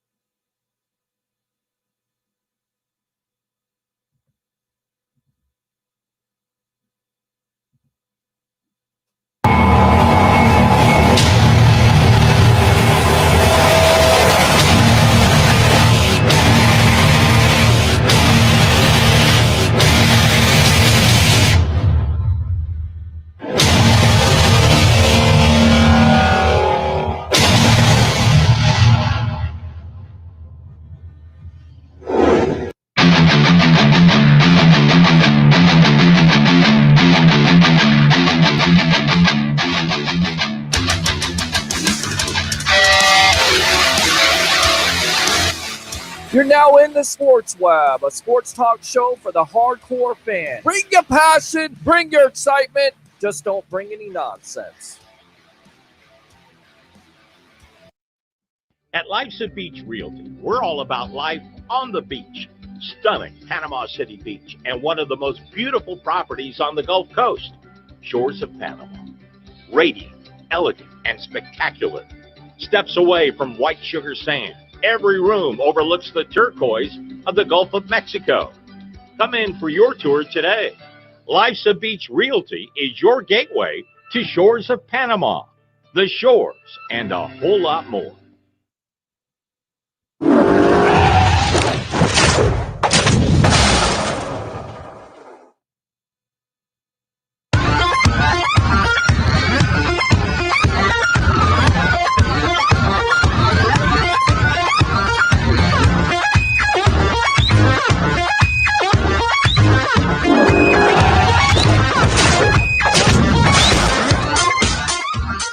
Come to Sam Ash for hundreds of exclusive holiday deals on music and sound gear from the most iconic brands. Save big on professional and starter guitars, drums, digital pianos, horns, violins, DJ, and electronic production equipment. Supercharge your home studio with deals on podcasting, streaming, and AV equipment like speakers, microphones, headphones, and acoustic treatment. Plus, with 36 months no-interest financing on thousands of items, you can get the gear of your dreams right now. From our incredible selection and service to our lowest price guarantee for over 95 years, real musicians know you only go to Sam Ash. My dad had a heart attack at 56 years old. He passed away at 63, and his main problem was high cholesterol. That was the main problem. And I've thought about that. I'd try anything to lower my cholesterol, to stop the chances of having a heart attack. When I retired, I really had to be conscious about what I put into my body. Interestingly, I was also told I should probably take a statin. And I've always resisted medication like that because it feels unnatural to me. And so when I heard about this product that can naturally lower my cholesterol, lower my risk of heart disease and other types of conditions that come from having high cholesterol, I jumped on it. Has a lot of fiber in this, so it keeps you regular. It makes you feel good. And actually, interesting, it tastes good. You know, sometimes you see these things and you wonder what it's going to taste like. This one actually tastes really good. In fact, my kids even like have. Here's a sobering reminder. Heart disease is the #1 cause of death for men and women. No wonder staying heart healthy is so very important these days. And we're learning that a few healthy choices can help prevent heart disease. Enter the inventor of Gatorade, Dr. J. Robert Cade. No secret what Cade and Gatorade did for thirst and performance. And Dr. Cade's Cholesterade is so much more than a thirst quencher. Cholesterade is a refreshing, high-fiber natural drink that could dramatically lower cholesterol and reduce the risk of heart disease. In fact, Cholesterade has twice the fiber of any other product on the market today. Independent studies show that 2 daily servings of Cholesterade can stunningly lower bad cholesterol by up to 20%. Dr. Cade knew firsthand the troubles of high cholesterol and adverse side effects of cholesterol-lowering prescription medications, also known as statins. Dr. Cade knew that a daily increase in fiber could lower the levels of cholesterol, so Dr. Cade invented Cholesterade as much for himself as anybody. Cholesterade is a powder that is mixed with water or juice. Cholesterade is all natural, no preservatives, gluten-free, and probiotic with natural flavors. Studies have shown lower cholesterol numbers without the use of prescription medication. Cholesterade helps all people looking to add fiber to their diet. Cholesterade, combined with a healthy diet and exercise, can help you get your cholesterol under control. Entertainer Rod Adams personally knows the benefits of Cholesterade. Hey, my name is Ron Adams. You may know me as an entertainer from maybe one of my shows, like my eldest show. But I'm also a 55-year-old guy that needs to stay in shape. I realized that my cholesterol was getting way out of hand. I went to the doctor and he said, you need to do something. But there wasn't anything to do other than maybe get on a statin, which I already knew was dangerous. And then I found out about Cholesterade. Started taking it 3 times a day. 8 weeks later, my cholesterol dropped dramatically from over 300 to under 200. The good cholesterol went from 18 to 36. Cholesterade is what's keeping me healthy. Independent studies have shown that Cholesterade users have seen their bad cholesterol drop by more than 21%. Triglycerides drop by some 50%. And good cholesterol improve by nearly 13%. Cholesterade supports digestive health. It has 3 great tasting flavors and has become the future in the fight for lowering bad cholesterol. You can find Cholesterade by ordering at www.cholesterade.com. You can find it on Amazon and at major retailers nationwide.